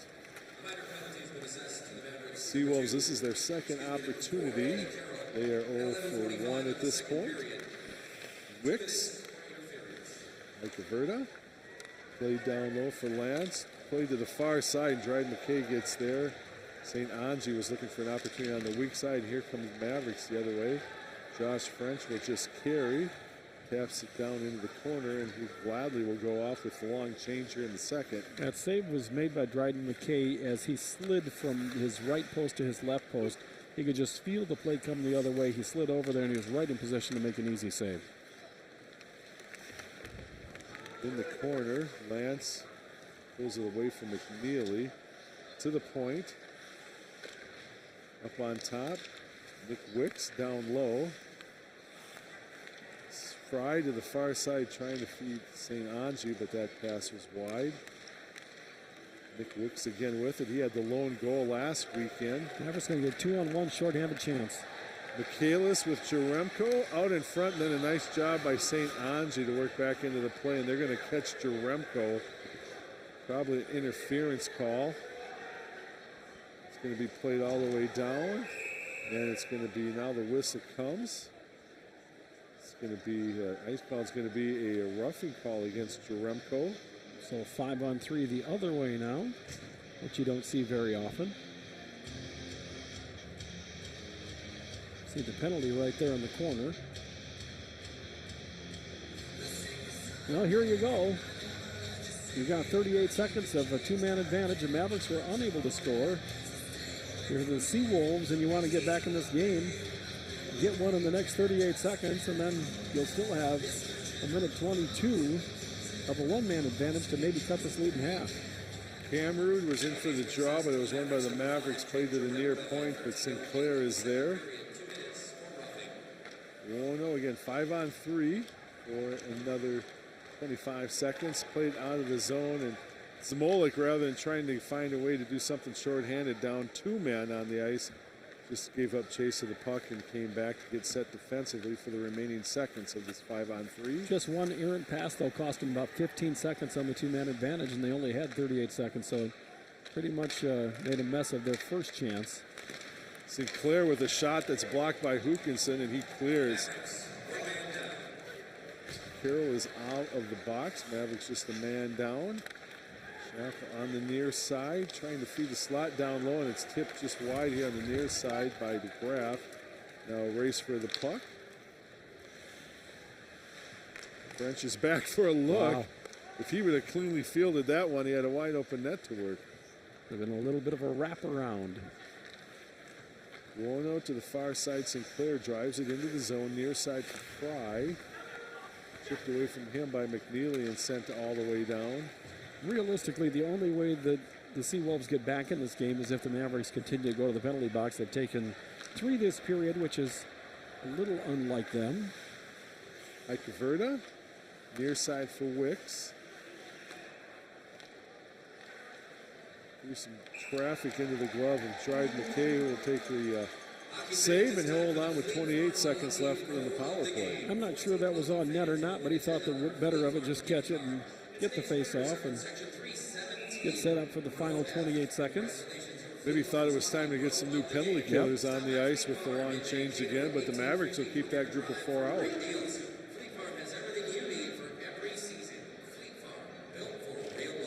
This draw won by the Seawolves. Ikeverda, near side, it was intended for Wicks, chipped out of there by Lutz. Wicks back after it with Lutz on him, far side for Ikeverda. Pass for Fry, carried into the zone. Fry overskates the puck. Now McNeely behind the net. Free himself. He'll look for a lane and play it down. Remco is out of the box, so the Mavericks at full strength. Played all the way down into the zone. Kay is out for the skate. Scheid will play it. Smolik. Back to Scheid. Chips it out toward the line and out of the zone. Played back in, so the Seawolves will have to clear. And now ahead for Dewar. Jumped right back in, and that would be whistled down. That's the souvenir. Don't know if Don's got his gold pen here or not to sign that puck, but the fan wants to bring it up here. Don Westfall will sign that. We'll have to ponder that, but I know we're going to break with 4:19 left in the second.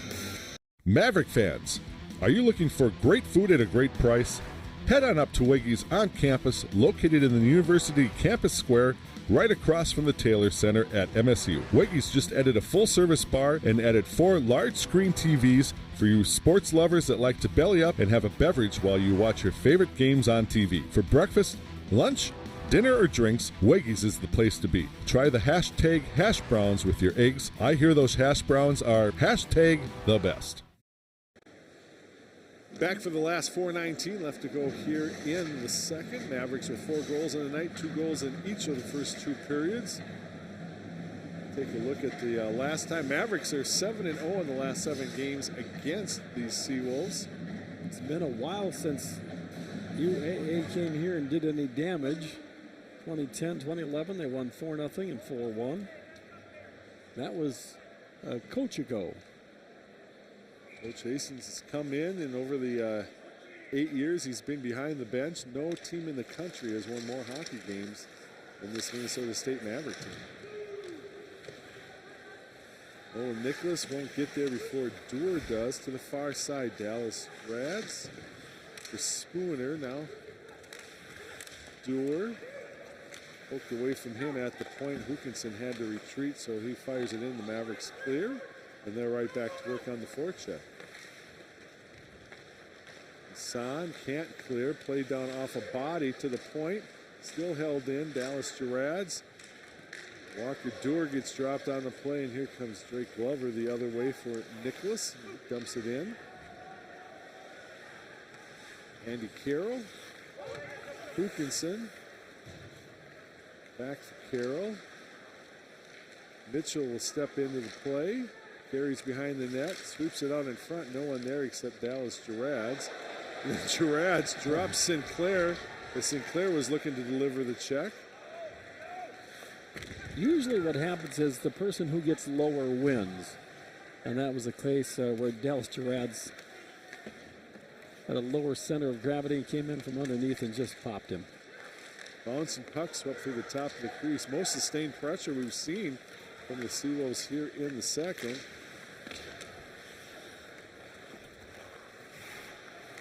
Mavericks with Rivera, who just dumps it into the zone. And now we're going to get offside call. So we'll take the face off just in front of the Maverick penalty box with 2:48 left to go in the second. You know, the little mystery that was involved in this game is pretty much gone with the Mavericks up 4-0. It'll be interesting to see how the Mavericks play the third period, how the Seawolves play the third period. Do we just skate this one out and head into tomorrow night? Do the Seawolves have some pushback? And do the Mavericks get a little sloppy at all, or are they able to stay crisp through the third period? So those are the things that we'll be watching for. I have no idea what Braden Cameron's trying to do. Referees have seen enough of that. It cost somebody a spot in the face-off circle. Mavericks win the draw, dumped in by McNeely. Along the boards, French will pinch to keep it in the zone. Now Rivera. French again. To the point, Connor Mackey. French. Backhand, here comes Sandlin. Yeah, off oh, the post. you're kidding me. How did that not go in? Oh. Sandlin again after that. He took a really nice feed through the crease. French.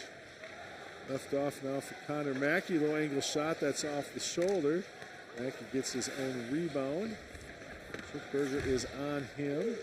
Stood up in the corner. Rivera. Sandlin will tee up a blast. French. Got two really good looks on this shift, and there's still time.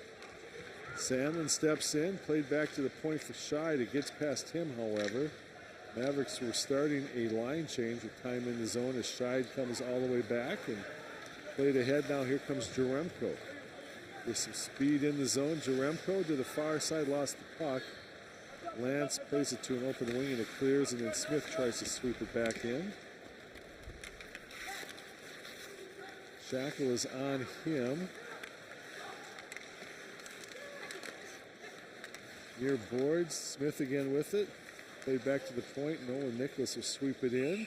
And Dryden McKay has seen enough of that, and he'll just take Ryan Sandlin has to be saying, you know, when I was playing for Hermantown, that went in. It went in quite often for him when he was up with Hermantown. We'll look at it right here.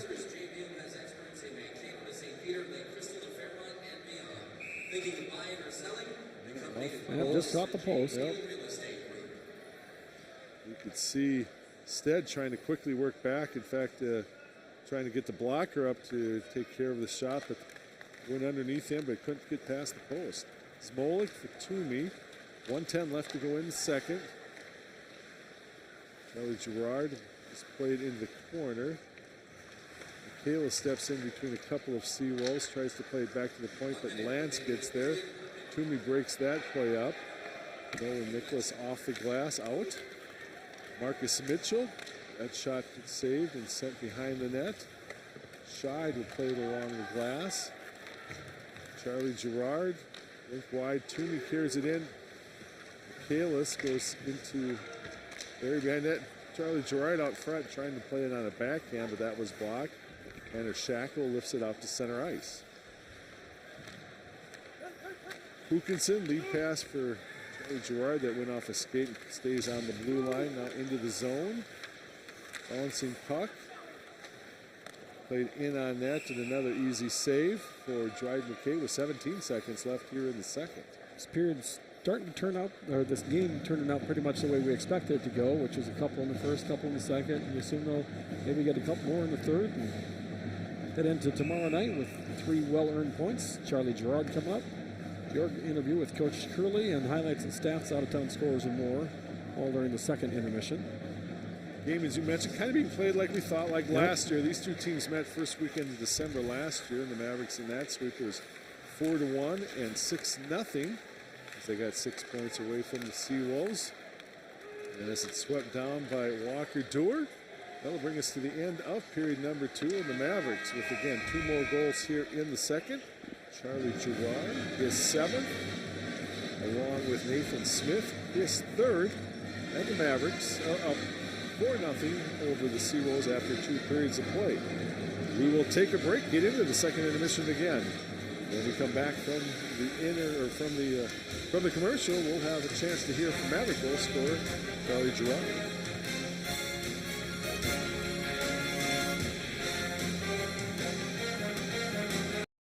Biology professors at Minnesota State Mankato had a big idea: immerse first-year students in hands-on scientific research. I'm already researching the brain and how it controls behavior. I'm studying how cancer starts so we can figure out how to stop it. Our Rise Bio Scholarship Program, supported by the National Science Foundation, gives students unique access to real-world research, preparing future leaders in science. Big ideas, real-world thinking. Minnesota State Mankato. Go further at mnsu.edu.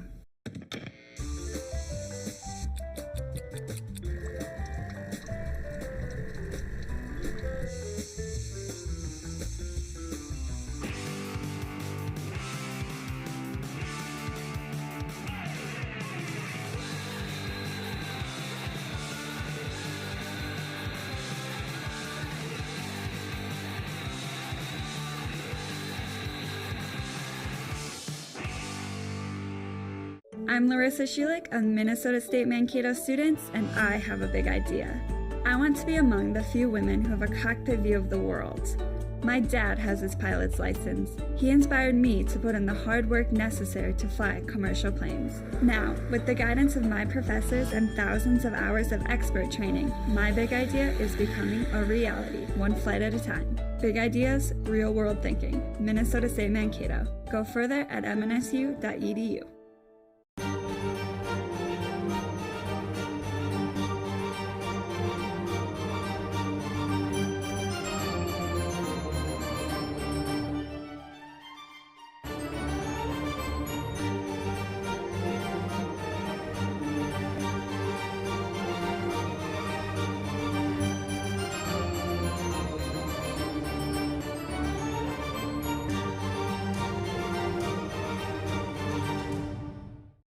The Mankato Civic Center, where the score is 4-0. Your Minnesota State Mavericks are leading the Seawolves of Alaska Anchorage. I'm Marissa Voss, and I'm joined by senior forward number 9, Charlie Gerard. Charlie, you did not waste any time getting the first goal in the 41 seconds in the second period. What went into such a beautiful goal? You know, in the locker room, Coach kind of just talks about coming out in the second period and staying on it, and Mark made a great play to Parker and found me in front. In that 5-on-3 power play, you guys controlled the puck very well. How does that create some one-time chances for you guys? It just creates momentum. You know, if we're all talking all on the same page on power play, it ends up working out for us, so I thought it was pretty good. Thanks, Charlie. Good luck in the third. Thank you. Coming back after break, Don chats with the Alaska Anchorage head coach to take his predictions on this game. Stay tuned, guys. I'm Minnesota State Mankato graduate Darren Cotter, and I had a big idea. Use my technology skills and passion for entrepreneurship to build a successful internet marketing company. When I was a student in Mankato, I started Inbox Dollars in my dorm room, and today it's grown into a thriving business. Now I can use my expertise to mentor and invest in other Minnesota tech companies, helping them turn their big ideas into fast-growing businesses. Big ideas, real-world thinking. Minnesota State Mankato. Go further at mnsu.edu. Home Free live in concert. All vocal country band Home Free bring their dive bar Christmas tour to Mankato, Sunday, December 22nd. Home Free and their 5 amazing voices captured the world as they mixed Nashville standards with country-dipped pop hits. Home Free live December 22nd at the Mankato Civic Center. Tickets are available now at Ticketmaster.com. For more information, visit homefreemusic.com.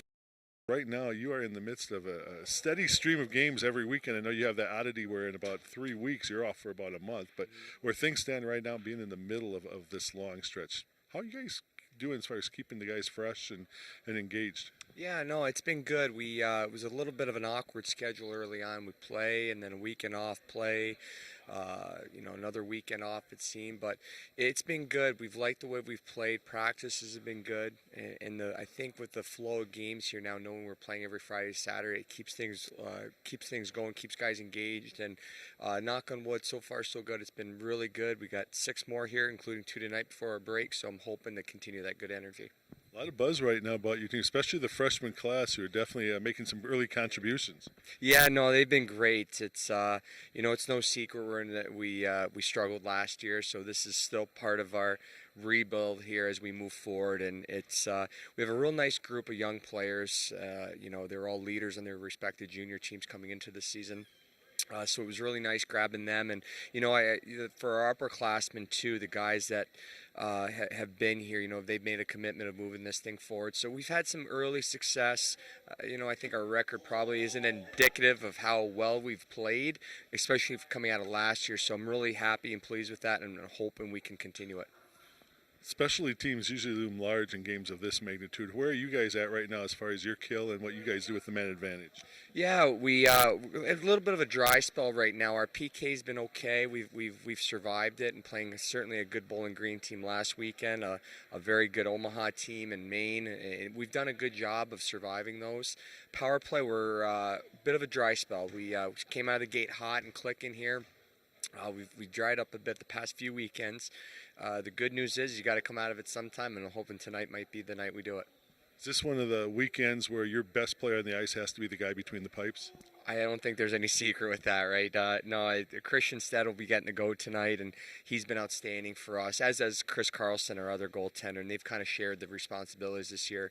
But no, there's no doubt that Christian needs to be on top of his game. He's got to be the best player in the ice. He's got to be making big saves for us, making a few that he's not supposed to give ourselves a chance to stay in it and maybe steal one here. So I feel good about what he's done, and confident that he's going to have a nice game tonight. We talked about the importance of goaltending, but other keys to the weekend for you guys to get some points out of here. Yeah, well, we talked about the special teams just a moment ago, and I think for us, we have done a very poor job of staying out of the box this year, and that's one thing that we need to address, and that's kind of those self-inflicted wounds that you got to avoid. And a team like Mankato, who's outstanding, you can't put ourselves in that situation. So we got to stay out of the box. Power play, hopefully be able to click with 1 or 2 here over the course of the 2 games to get us out of the rut there and to get on the board. And then, of course, the goaltending. So those 3 things, I think, are, when you're playing a team of this quality, those are the 3 things I think anyone would say, and it's really no different for us. Alaska Anchorage head coach Matt Curley here on a Maverick Hockey Weekend.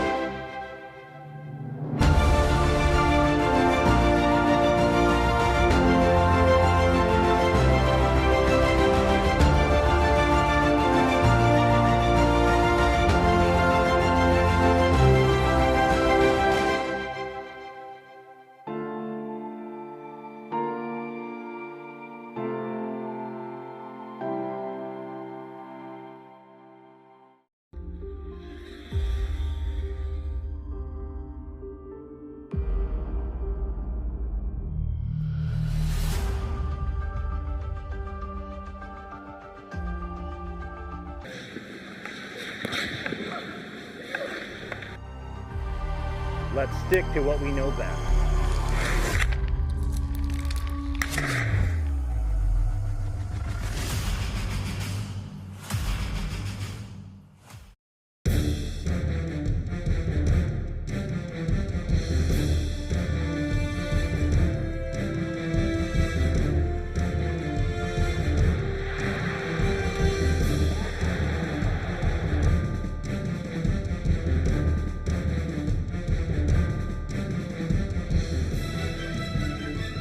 It's time to get hooked. For ticket information, call the MSU Athletic Office or see our website. Maverick fans, are you looking for great food at a great price?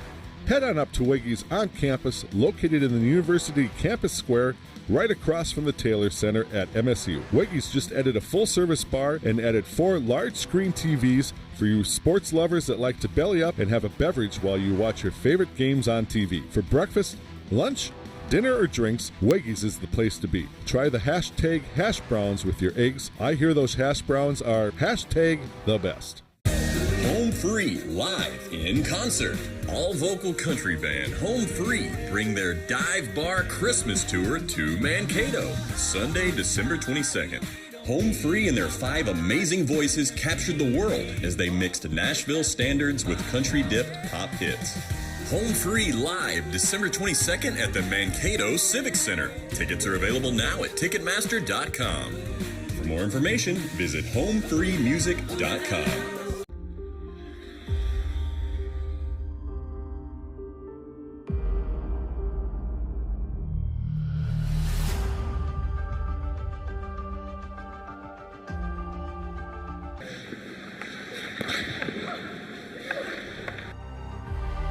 Let's stick to what we know best.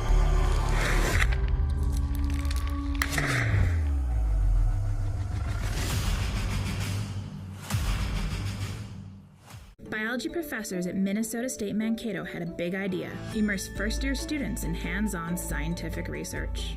I'm already researching the brain and how it controls behavior. I'm studying how cancer starts so we can figure out how to stop it. Our Rise Bio Scholarship Program, supported by the National Science Foundation, gives students unique access to real-world research, preparing future leaders in science. Big ideas, real-world thinking. Minnesota State Mankato. Go further at mnsu.edu. I'm Larissa Schulich, a Minnesota State Mankato student, and I have a big idea. I want to be among the few women who have a cockpit view of the world. My dad has his pilot's license. He inspired me to put in the hard work necessary to fly commercial planes.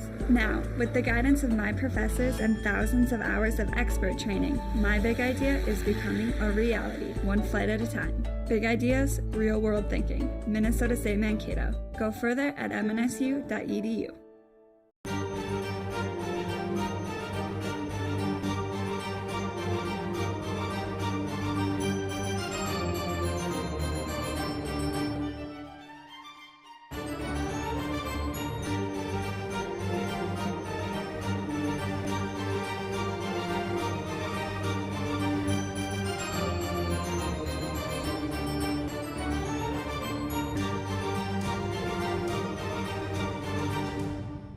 Maverick fans, are you looking for great food at a great price?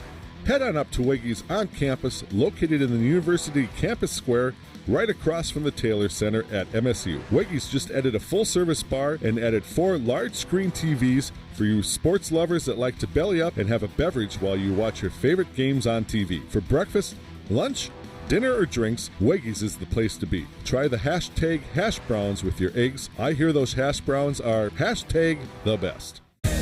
Home Free live in concert. All vocal country band Home Free bring their dive bar Christmas tour to Mankato, Sunday, December 22nd. Home Free and their 5 amazing voices captured the world as they mixed Nashville standards with country-dipped pop hits.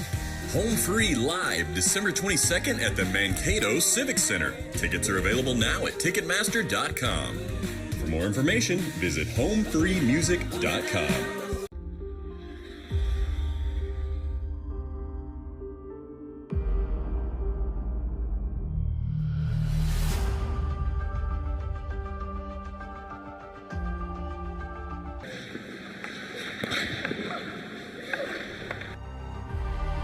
Let's stick to what we know best.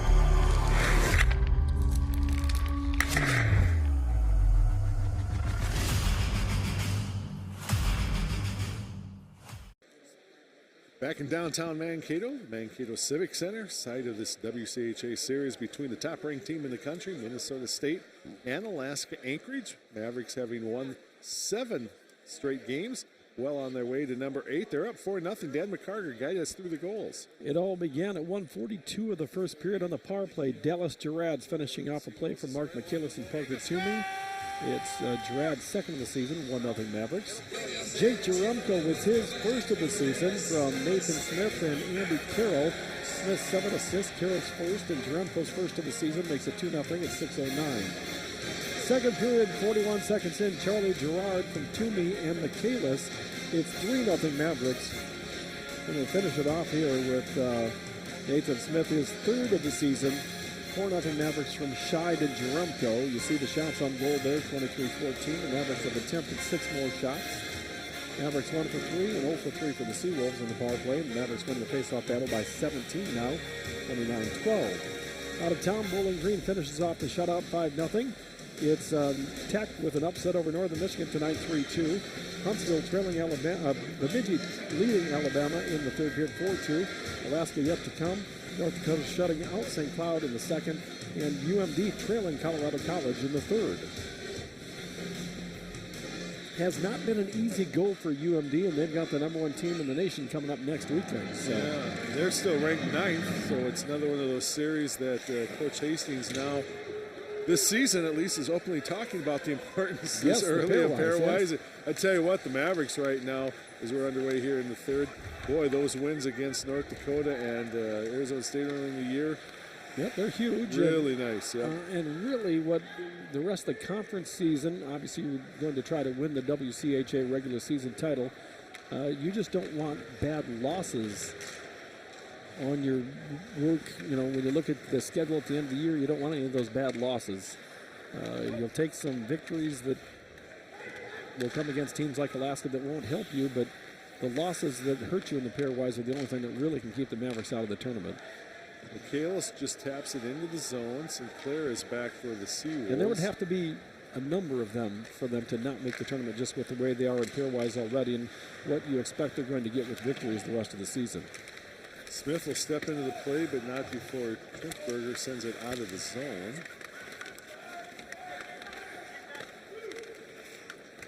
Play back into the corner. Zach Masson with Jerumko on him. Lutz steps into the play as well, far side. David Trinkberger steers it away from Smith. Sure, Mike Hastings in the second intermission just said, let's stay out of the box here for the third period. Run 4 lines up and down and get to Saturday night. Sinclair is into his own bench with a clearing attempt. So that face-off will stay in the Seawolves defensive zone. One would think that while Christian Stead in the nets tonight, we will see Chris Carlson tomorrow night. It's kind of been a little bit of a rotation. And that's what we heard the early plan was. And Christian Stead has been fine tonight. I mean, 4 goals on 15 shots does not sound good, but I don't know what he could have done on most of them. Exactly. I mean, Dryden McKay made a ridiculous save earlier, and that's probably what it would have taken to make it a 3-0 instead of 4-0 lead. And you can't expect him to save all 4 of them. It doesn't look big now, but at the time, that was huge. It was a huge save because it would have made it 3-1. And of course, as often will happen in sports, as soon as you defensively make a big play, your team comes back and in quick fashion will quickly score a goal and really turn it into a 2-goal swing as Spooner's shot there held on by Stead. It probably wasn't a minute later that the Mavericks made it 4-0 after that save. Tomorrow night, if you are coming down to the game, and we would love to see you in the game, please stop by, say hi, but don't forget your teddy bears. That's right. It's the annual teddy bear toss, appropriately timed right before the holiday season. A new teddy bear in a bag would be perfect. Awesome. Michaelis. Leave your favorite teddy bear at home. Of course. Toomey right off the draw. Score! Oh, man. That's a snipe right there. Holy cow. He got open out front. Stead never moved until it was past him. Hey, look at the replay here. And Stead's going, you got to be kidding. Off the face-off. Toomey just drifted towards center of the ice. And rips one off. That's in the back of the net so quickly. 157. Kalis with the draw. Just, good luck if you're a goaltender trying to save that one. It's going to be an icing call. Toomey with the goal, his 4th of the year, his 3rd point tonight. And Michaelis picks up his 3rd point of the night with an assist. Michaelis drew the puck between his legs right back to Toomey, and he was at the top of the circle and just snapped it off with a left-handed shot, and it was in the net. And Stead, as you mentioned, he barely moved. It was just so quick. Michaelis now with 3 points, just one behind Travis Morin for the all-time. Mavericks going to the box for a trip. Division they're going to call a slash. Okay. Division I scoring leader Travis Morin again, 133. So Michaelis with 132. And now Parker Toomey, 1 point behind Tim Wolf for 13th place. Gerard's to the box with the slash. I thought they were calling the triple on the wall there, but Gerard's with the slash instead.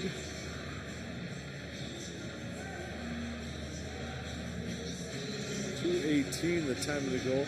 And Dan, the other thing tonight, Mavericks, we talked so much about the importance of those scores early or late in the period.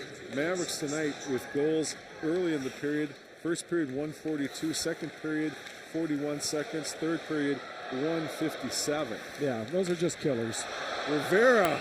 And the net comes off. Stead works back into the play, and the Mavericks here short-handed with a couple really good looks, and fans appreciative of that effort. Off of the cameras, I talked with Mike Hastings before the game about pressure short-handed in your offensive zone, what the Mavericks were just doing right there. And he says, because I mentioned that they were talking about it in the NHL, it's becoming kind of a thing to do right now. He says it's not as big of a thing in college hockey, but he said when you get your chance, you do kind of attack, and the Mavericks there had a really good chance. Icaverta behind the net, carry out, being watched by Michaelis. Wicks almost has it poked away by Souter.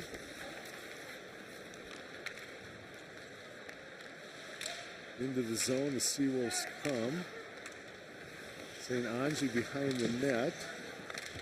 Hookinson steps in defensively for the Mavericks. Played out to Fry up on top. Icaverta. There was a time, Don, where, you know, when you're on the penalty kill, you would just back down and kind of cover up in front, and those days are gone. Lance. Hookinson's trying to break up that play. Back to the point for Icaverta. There's some traffic when Lance tees went up, but that's wide. He got all of it, but he didn't get it anywhere near where he needed it to go. The Mavericks have some penalty killers who are probably a little tired right now. Up on top, Icaverta will tee up a shot. That's blocked. You feel that one up here. That was Smolik who got stung by that. Mavericks are able to, however, clear and get 4 new penalty killers out with now 17 seconds left to go in the 4th power play on the night for Alaska Anchorage. Sinclair through the neutral zone. Glover down low. That shot gets blocked by a stick, and it's up into the net. Shot from Shackle. Jack McNeely pulls the gap, got his stick down, just deflected it up, so it was not a shot on net. And Mavericks, though, I think of the only thing you want to look at this game, say, you know, they went to the penalty box a little more than they would like to, but otherwise they've been awfully, awfully good tonight. 1 second left yet in the penalty for Dallas Drads. And it's nitpicking when you're up 5-0. Jaremko tries to play it back. Connor Mackey, and he was looking to clear it off the boards to Dallas Grads, but it was broken up. Mavericks back at full strength. Connor Mackey played all the way back. Carroll will retreat for the Mavericks. What you'd like to see from here on out is very few whistles and just a lot of up and down skating, and let's get this one done. Scheid along the goal or the blue line now. Smith will just dump it in. Lutz played out for Glover. Now to center ice, Marcus Mitchell. Tipped into the zone by Camrud. Camrud and Scheid after it. Lutz steps in. Scheid. The aggressive forecheck here for Alaska Anchorage, tipped out by Dryden McKay. But now Smith will play it out of the zone. Fetters to the far side, driven back in. Jaremko. Nash steps into the play behind the net to the far side. Smith trying to chip it out. Camrud will play a shot behind the net. Then Lutz will just gather up puck possession and send it down. And it's going to be just long enough for an icing call, and so we'll keep it here. Take the faceoff back into the Maverick defensive zone. Shots 28-15, 14-21 go in the game. It was 14-20. We could mention that Mike Hastings joins us on 14-20 every Monday morning at 9:10. I give you one a game, but you snuck another one in there on me, so you're going to have to pay for that one. All right, just tell me where to write the check to. Scheid to the far side for Smith. Actually, that one will be sponsored by Coach Hastings' mom. Yeah, She'll exactly. appreciate it because she's an avid listener of your show. She is. Carroll played ahead for Lutz. Out of the zone, Heikeverto will come back. Long lead pass off the stick and into the zone there by Glover. Smolik will come back, left off for Hukinson. Hukinson, long pass to clear. Dominate Bono. Mavericks turn it around. Sauter just dump it in, and now Walker Dewar after it along with Bono. Smolik will just kind of give up the points so the Mavericks don't give up the rush the other way. Right into a massive humanity right at the center line. And now Spooner will break out, and the Mavericks are coming with a little bit of a rush. Sauter, quick shot, and that's up over the shoulder. Stead played down low. Smolik unable to hold the point, and here is the rush the other way. Shackle, quick shot, and a nice blocker save by Dryden Kay. Okay, with the save, Mitchell got just in a little too deep, so he had no chance for a rebound. Camrud, ridden out on the play by Hukinson. Camrud once again. Now Spooner is on him. Lard sends one that's blocked and sent up over the net. Low angle shot that McKay makes the save on. Toomey will carry into the zone, shot wide. On the far side, Charlie Gerard overskates the rebound. Now lifted here on the near side for Glover. McNeely with the poke check is able to clear. McFetters drives it back in. Dryden McKay left off Connor Mackey.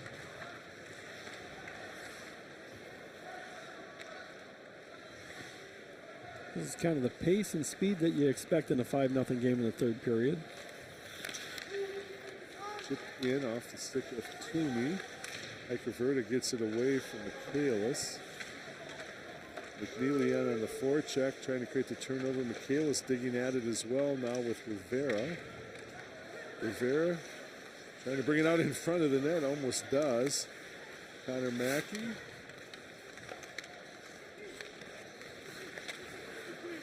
To the far side for Michaelis. Michaelis sweeps it out in front. Here's an opportunity to Connor Mackey. Michaelis on the low angle. Here comes Carroll. Charlie Gerard off the leg of a defender. Gerard's been able to hold the zone. Boy, a long shift here. Connor Mackey had a great look, but he got stick lifted from behind defensively, or who knows where that would have gone. Seawolf's just looking for any kind of clear right now. Nick Wicks will carry to center ice. Sends one into the far corner, and Scheid will get there first. And Carroll, Rivera. Dump back into the zone, and Carroll will come back to make the play. Sandlin, along with far side. Scheid. That'll be kicked back by Zach Bassan. Carroll is down low along with Scheid. Talking about long shifts down. Last night in the Minnesota Wild game, 3-2 final against the Abs, a number of the Abs players played the final 2:55 as they pulled their goalie, and they kept their best players out there for almost 3 minutes. Wow. Which you hardly ever see. Dallas-Gerads is back, spins away from a couple checks. So bring it out in front. Trying to feed Lutz as well, but it's broken up. Sent into the zone by Shackle. Dallas-Gerads is back. Left off for Hookinson. Jake Jeremko into the zone. Left off now for Hookinson. Right along the goal line has it blocked. Dallas-Gerads down low. Hookinson trying to gather up puck possessions, but it's cleared. Hookinson for Lutz. Time continuing to roll off the clock. Everybody's fine with that. Nolan Nicholas will lift it into the Maverick zone where Hookinson comes back. I think both coaches are fine with this. Dallas-Gerads. Just keep running lines out there and keep the clock moving. Mavericks will go off on the line change. Smith gets there first. Thought about sweeping it out in front to Spooner. Now back for Connor Mackey. Down low. Oh, and it's stuck through some traffic, and Christian Stead makes the save with 9:16 left to go on a Maverick hockey weekend.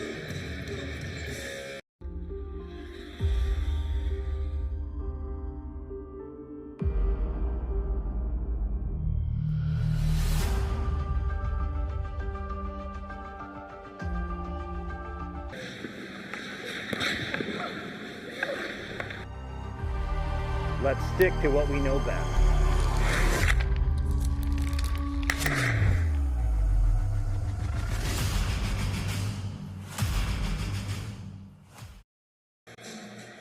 So far tonight, perfect on the 16 shots that he's seen.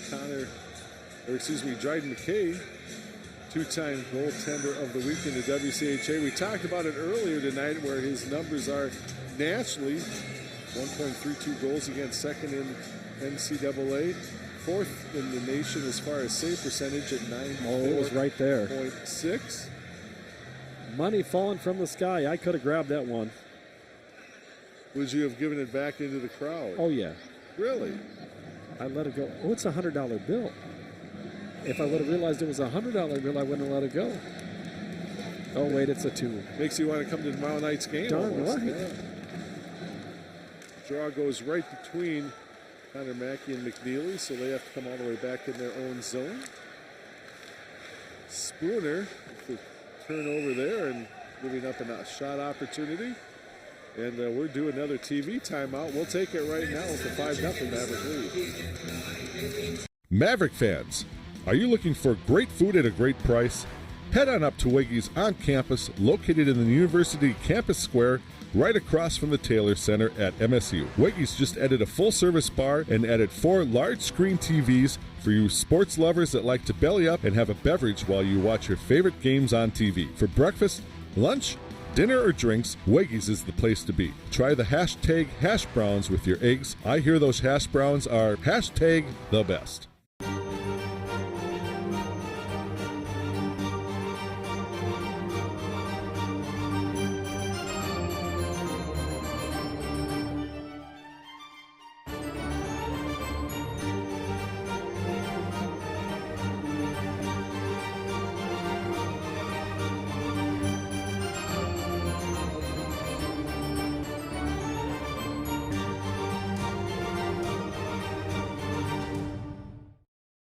Couple of quick TV timeouts catch us up. Keeps the business office very happy. Trafficking is very happy. We just had a winner on the Ide Bailey 10 Key Challenge. The calculator math question. I don't think that's ever happened here. It's pretty rare if it has. I know that. They used to use almost 4- and 5-digit numbers, and it was pretty difficult there. The numbers have been simplified, but still. I think I don't remember there being a winner before.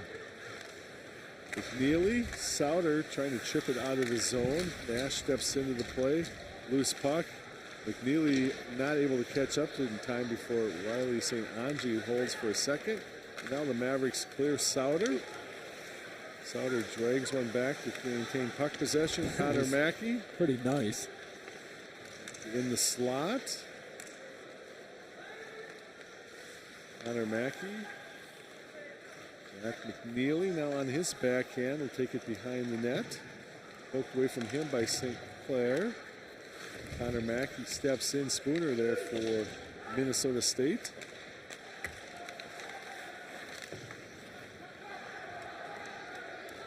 Carmine Buono clears one out for Nash, center ice. St. Ange dumps it into the zone. Smolik will come back to play it for the Mavericks. We're down to 8 minutes remaining here in the contest. Smolik left off for Michaelis. Michaelis trying to feed one along the blue line to Shy, but it's broken up. Sauter just sweeps it into the zone. Well, Matt Curley's got to be happy. His team has stayed out of the box for the most part tonight, but they took that early penalty that the Mavericks scored on to give them a 1-0 deficit, and that's the thing that they just couldn't afford to do. But otherwise, you know, one of the things they wanted to do was not take so many penalties, and they haven't really taken very many tonight. Michaelis out in front. Charlie Gerard on his backhand. Left it off to Carroll, far side. Michaelis saw Gerard camped out here on the near side. Tried to get a pass over and fanned on it. Andy Carroll left off now for Scheid. Head for Park Toomey. To the far side, Carroll's after it. Heike Verda will catch up to it first, however. Zach Masson left off for Glover, who takes it into the zone. Hookinson is back for the Mavericks. Sandlin sidesteps the check, still in the zone, however, for the Seawolves. A couple players overskate the play. Here comes Heike Verda down low, and Dryden McKay comes out to cut down most of the angle on that play, and we're back the other way, Rivera and Trickberger. Kind of looked at 5-hole there and ended up lifting up a little bit, but Dryden McKay did a nice job. He mentioned he really didn't give him anything to shoot at. I'm sure Mike Hastings would be fine with them not having any more opportunities like that. Chance for Rivera, tries to sweep it out in front. Score! That one kind of dribbled through. That was simply not a good play for the Seawolves as they were playing around with it too much back behind their own goal, and Rivera steps in with a long reach and backhands one past Christian Stead, and now 6-0, and give credit to Rivera on the play, but really a poor decision here by the Seawolves deep in their own zone. Yeah, I didn't expect that one to go in, but it did. Rivera makes it 6-0. Rivera's first goal of the season should go in unassisted at 13:44. Nick Rivera, 13:44. You mentioned his first. 2 in the first, 2 in the second, now 2 in the third. Hookinson off the face-off, sends it into the zone. Played out of the zone past Connor Mackey. Hookinson will come back. Out in front, there's a shot, and it's broken up as the Mavericks get sloppy in their own end as well. And disappointing there because you're hoping that for with 6 minutes left, Dryden McKay could get another shutout here, but Seawolves score to make it a 6-1 game. Braden Cramrud, his second of the season, his 5th point. At 14:03. I mentioned the Mavericks got sloppy, and he just finished right out in front. And that one's going to be whistled down offside. Well, Dryden McKay had a pretty easy night up until then, but he had no chance whatsoever on that play. Wicks gets the single assist on the play to become the first Seawolf this year with double digits in points. He's now got 10 on 3 goals and 7 assists.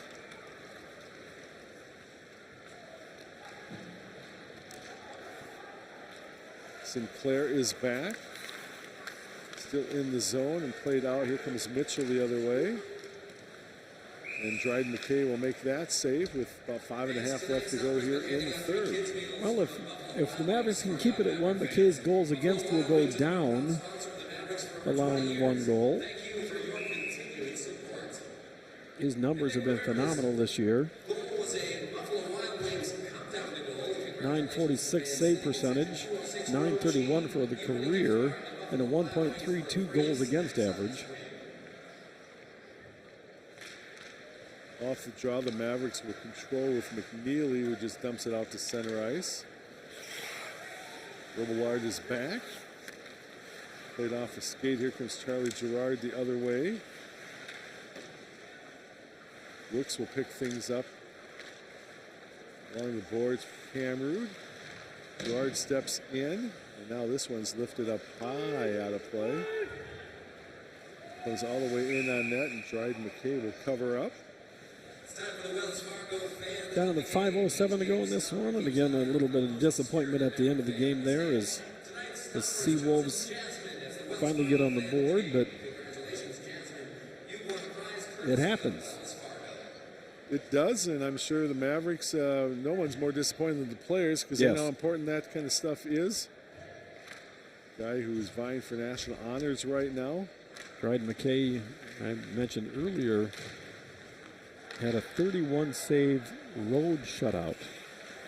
And, you know, not all shutouts are equal. You know, there have been times where Maverick goaltenders have got shutouts with, 10 saves on the home ice and not really pressured. But when you go on the road and get 31 saves and shut out an opponent in a conference game, you've done something. Last break of the contest, 6-1 our score for Mankato. Home Free, live in concert. All vocal country band Home Free bring their Dive Bar Christmas Tour to Mankato, Sunday, December 22nd. Home Free and their 5 amazing voices captured the world as they mixed Nashville standards with country-dipped pop hits. Home Free live December 22nd at the Mankato Civic Center. Tickets are available now at Ticketmaster.com. For more information, visit homefreemusic.com. Since our last contest here in the Maverick Hockey Weekend, Mavericks were able to announce 5 new recruits coming into the program down the road. Mike Hastings, pretty excited about these guys able to come through and looking forward to seeing them in Maverick uniforms here in downtown Mankato in the future. Well, there's a lot of skill that's leaving this team. So you need to replenish that, and they've got 5 real solid players. I think it's 3 and 2, isn't it? 3 on offense and 2 on defense, if I remember correctly. The breakdown of the 5. Mavericks are bringing out to center ice with Connor Mackey, who flips it in. Alcaverta after it. Rivera steps in to try to hold it and point. Behind the net, Rivera will catch up to it, back to Souter. And Mackey along the boards unable to hold to be lifted up to center ice, and Hookinson is back quickly to turn around for the Mavericks. Now Souter, French, trying to drag it back, and by the time he was going to get puck possession, defensively he was knocked off the play. Long lead pass for Zach Masson, who dumps it into the zone. St. Ange is back along with Scheid. Riley St. Ange trying to find a way to rid himself of Scheid. Now Carroll steps in for the Mavericks along with Nash.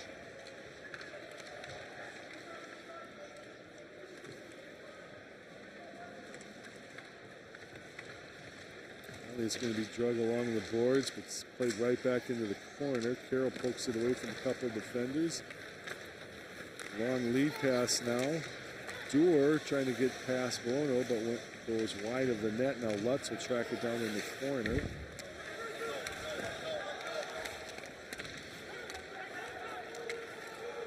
Bono will pick things up for the Seawolves, but Spooner gets a stick in, break up that play. DeGraff will carry out for the Seawolves. Lifted from him, but carried into the zone. Played in on net, and McKay will make another save with 3:07 left to go. Fans, many of them have already left the building. I invite everybody to stick around, though, for the 3 stars of the game afterwards. I'll talk with Mike Hastings on the post-game show about a real nice victory tonight. 3 more points, 4,037 fans in attendance for tonight's game. including my mom, who made a visit downtown tonight. Caroline. Okay, well, that was Carol with the play. Nicely done. Had a birthday recently, correct? Yes, she did, on Tuesday. Dallas Gerads at center ice. Hookinson's also there to help out in front of the Maverick bench. Owen Nicholas. Gerads also digging for it, and we're going to get another whistle. Referees just want to make sure nothing happens late in the game. Puck was frozen along the wall, and it probably pretty easily could have been picked out, but you end up with some pushing and shoving. Maybe things get out of hand, so they just go ahead and blow the whistle. We'll face it off in front of the Maverick bench with 2:36 to go. Smith will step in for the draw. He's actually got numbers that are top 10 in the country, 6 overall, and I think 2nd in the country as far as rookies on face-off win percentages. Smith into the zone between the circles. Quick shot. That one goes just wide. Hookinson played behind the net. Carroll thought about pinching up there, but with a 6-1 lead, he just did the smart thing and went back to the blue line and covered up from there. Sent wide by Wicks. Carroll's back to clean it up before it gets on net. He's the lone man out to center ice, and he just dumps it in as the Mavericks will send Smith in on a single forecheck, completing a line change late in the contest. Hopewood B will play the next 2 minutes without a whistle here and call it a night. Sinclair with a shot that goes up high all the way to the point. Here come the Mavericks 2-on-1 with French and Lutz. Lutz, quick shot, score! Well, we'll let the whistle start, the clock stop one more time for that. Reggie snaps one off there. 18-21. Just a burst of speed on the 2-on-1 for the Mavericks. That makes it 7-1 as Lutz gets his 5th goal of the season. Cleanly beats Stead on the near side.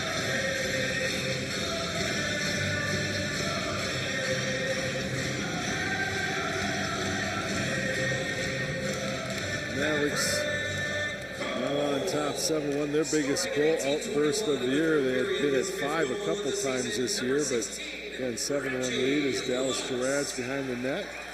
Left off for Dewar.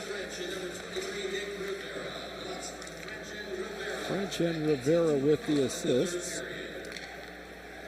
Rivera got a couple points here and a goal and assist in the 3rd. Behind the net, that was Dewar sweeping it out to the top of the crease.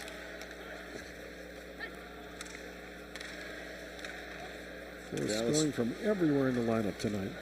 Dallas Gerads into the skates of the official.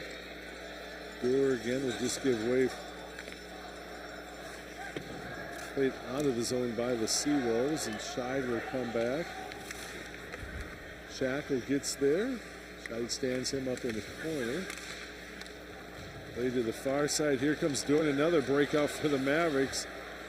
Dewar with another opportunity, and that was a fallen defender and Trinkberger on the ice to block that shot up into the net. That was a 3-on-1 jailbreak for the Mavericks. They don't finish. I think everybody's fine with that. Like Hastings coming up, game highlights, final stats on ton scores, and more just a few minutes from now.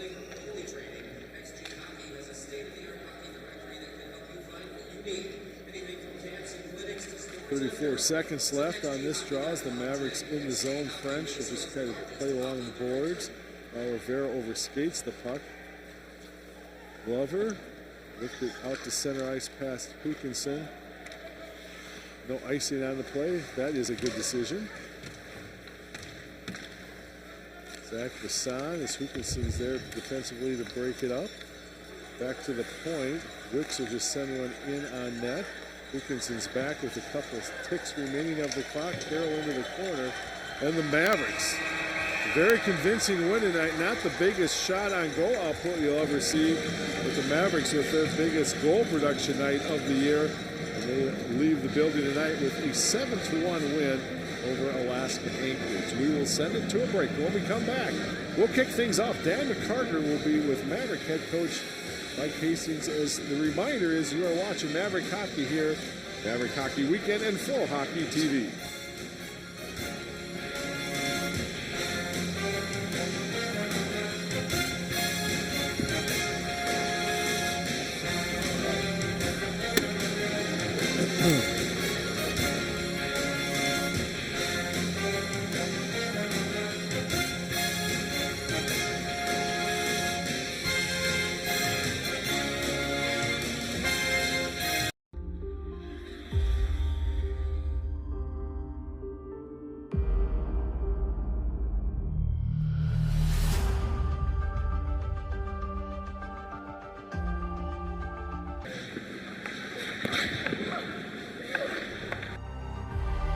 Let's stick to what we know best.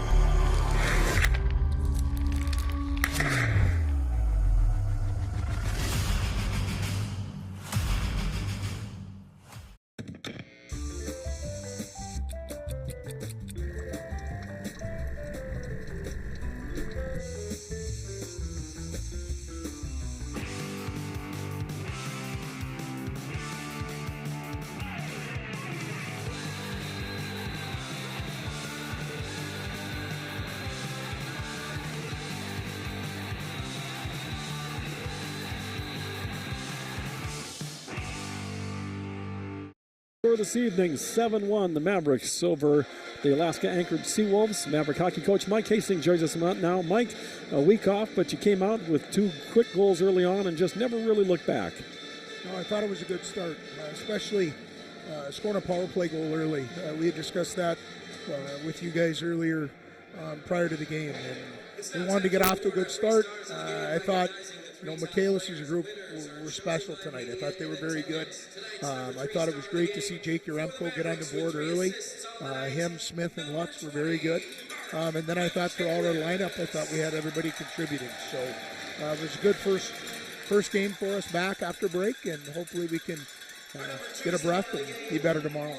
3-0 in the second period, and Dryden McKay made a save. When you get a chance to see it on film, you're not going to believe it.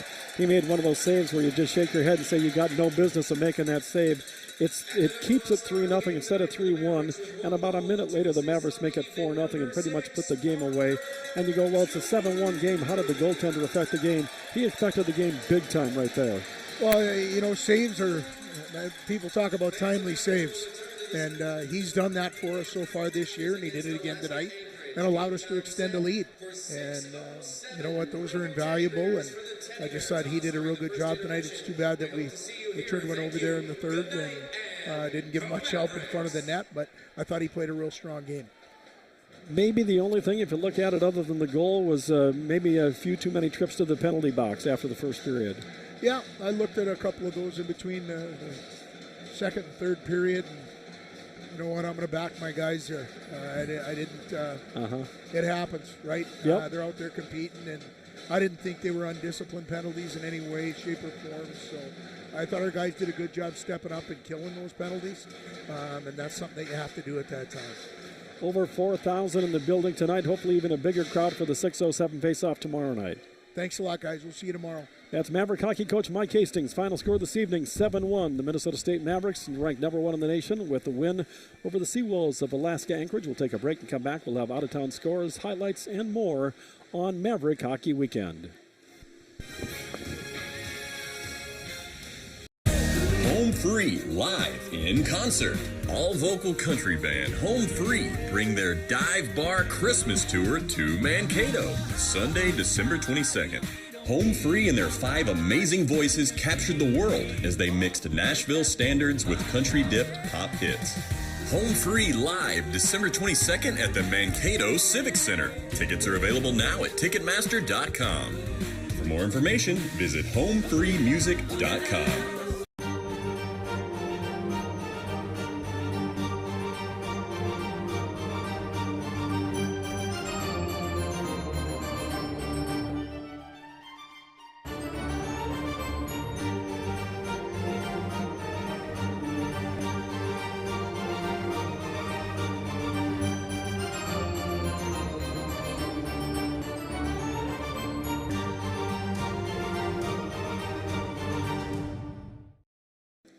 Don Westfall, Dan McCarger, we have a lot to show you. The Mavericks win 7-1. We're told we're going to see all 7 goals. You want to hear those and see those instead of talking to us. So let's just get right into it, Dan. All right. We've got a bunch of goals to show you, so let's get started. Sounds good to me. Let's roll things. And again, the Mavericks score really early in the first period of play. They do. Dallas Gerard's his second of the season on the power play at 1:42 makes it 1-0 from Toomey and Michaelis. Right about 5 minutes later, Jake Jeremko, his first of the season from Nathan Smith and Andy Carroll. And it's 2-0 Mavericks after 1. Mavericks make it 3-0 here. An even strength goal from Charlie Gerard, his 7th of the season from Parker Toomey and Mark Michaelis at 41 seconds of the second period. Then in 5:36, it's Nathan Smith, his 3rd of the season from Scheiden Jeremko. It's 4-0 after 2. Parker Toomey off the faceoff from Michaelis at 1:37 makes it 5-0 Mavericks. Nick Rivera steals one from behind the net, 13:44, his first of the season. It's 6-0 Mavericks, and just a few seconds later at 14:03, Braden Cramrud, his second from Wicks, breaks the shutout, and then Reggie Lutz will finish it off for the Mavericks here to make it 7-1 from French and Rivera at 18:21. Reggie Lutz, 5th of the season. 34-20 shots on goal in favor of the Mavericks, 52-43 attempted shots. You see the power plays there, 1 for 3 for the Mavericks, 0 for 4 for the Seawolves tonight, and the Mavericks win the faceoff battle 43-20.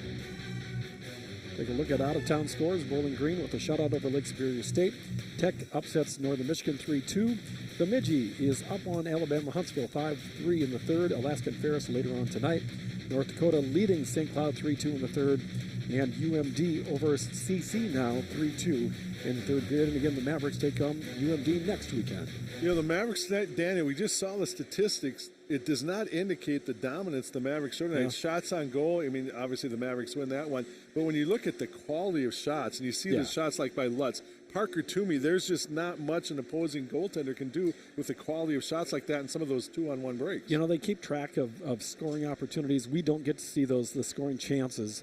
The scoring chances were very lopsided in favor of the Mavericks tonight. They scored on most of their scoring chances, and the Seawolves scored probably on their only really good scoring chance of the night. Well, no, they actually had 2. They had a heck of a save by Dryden McKay in the second period on the one chance that they had.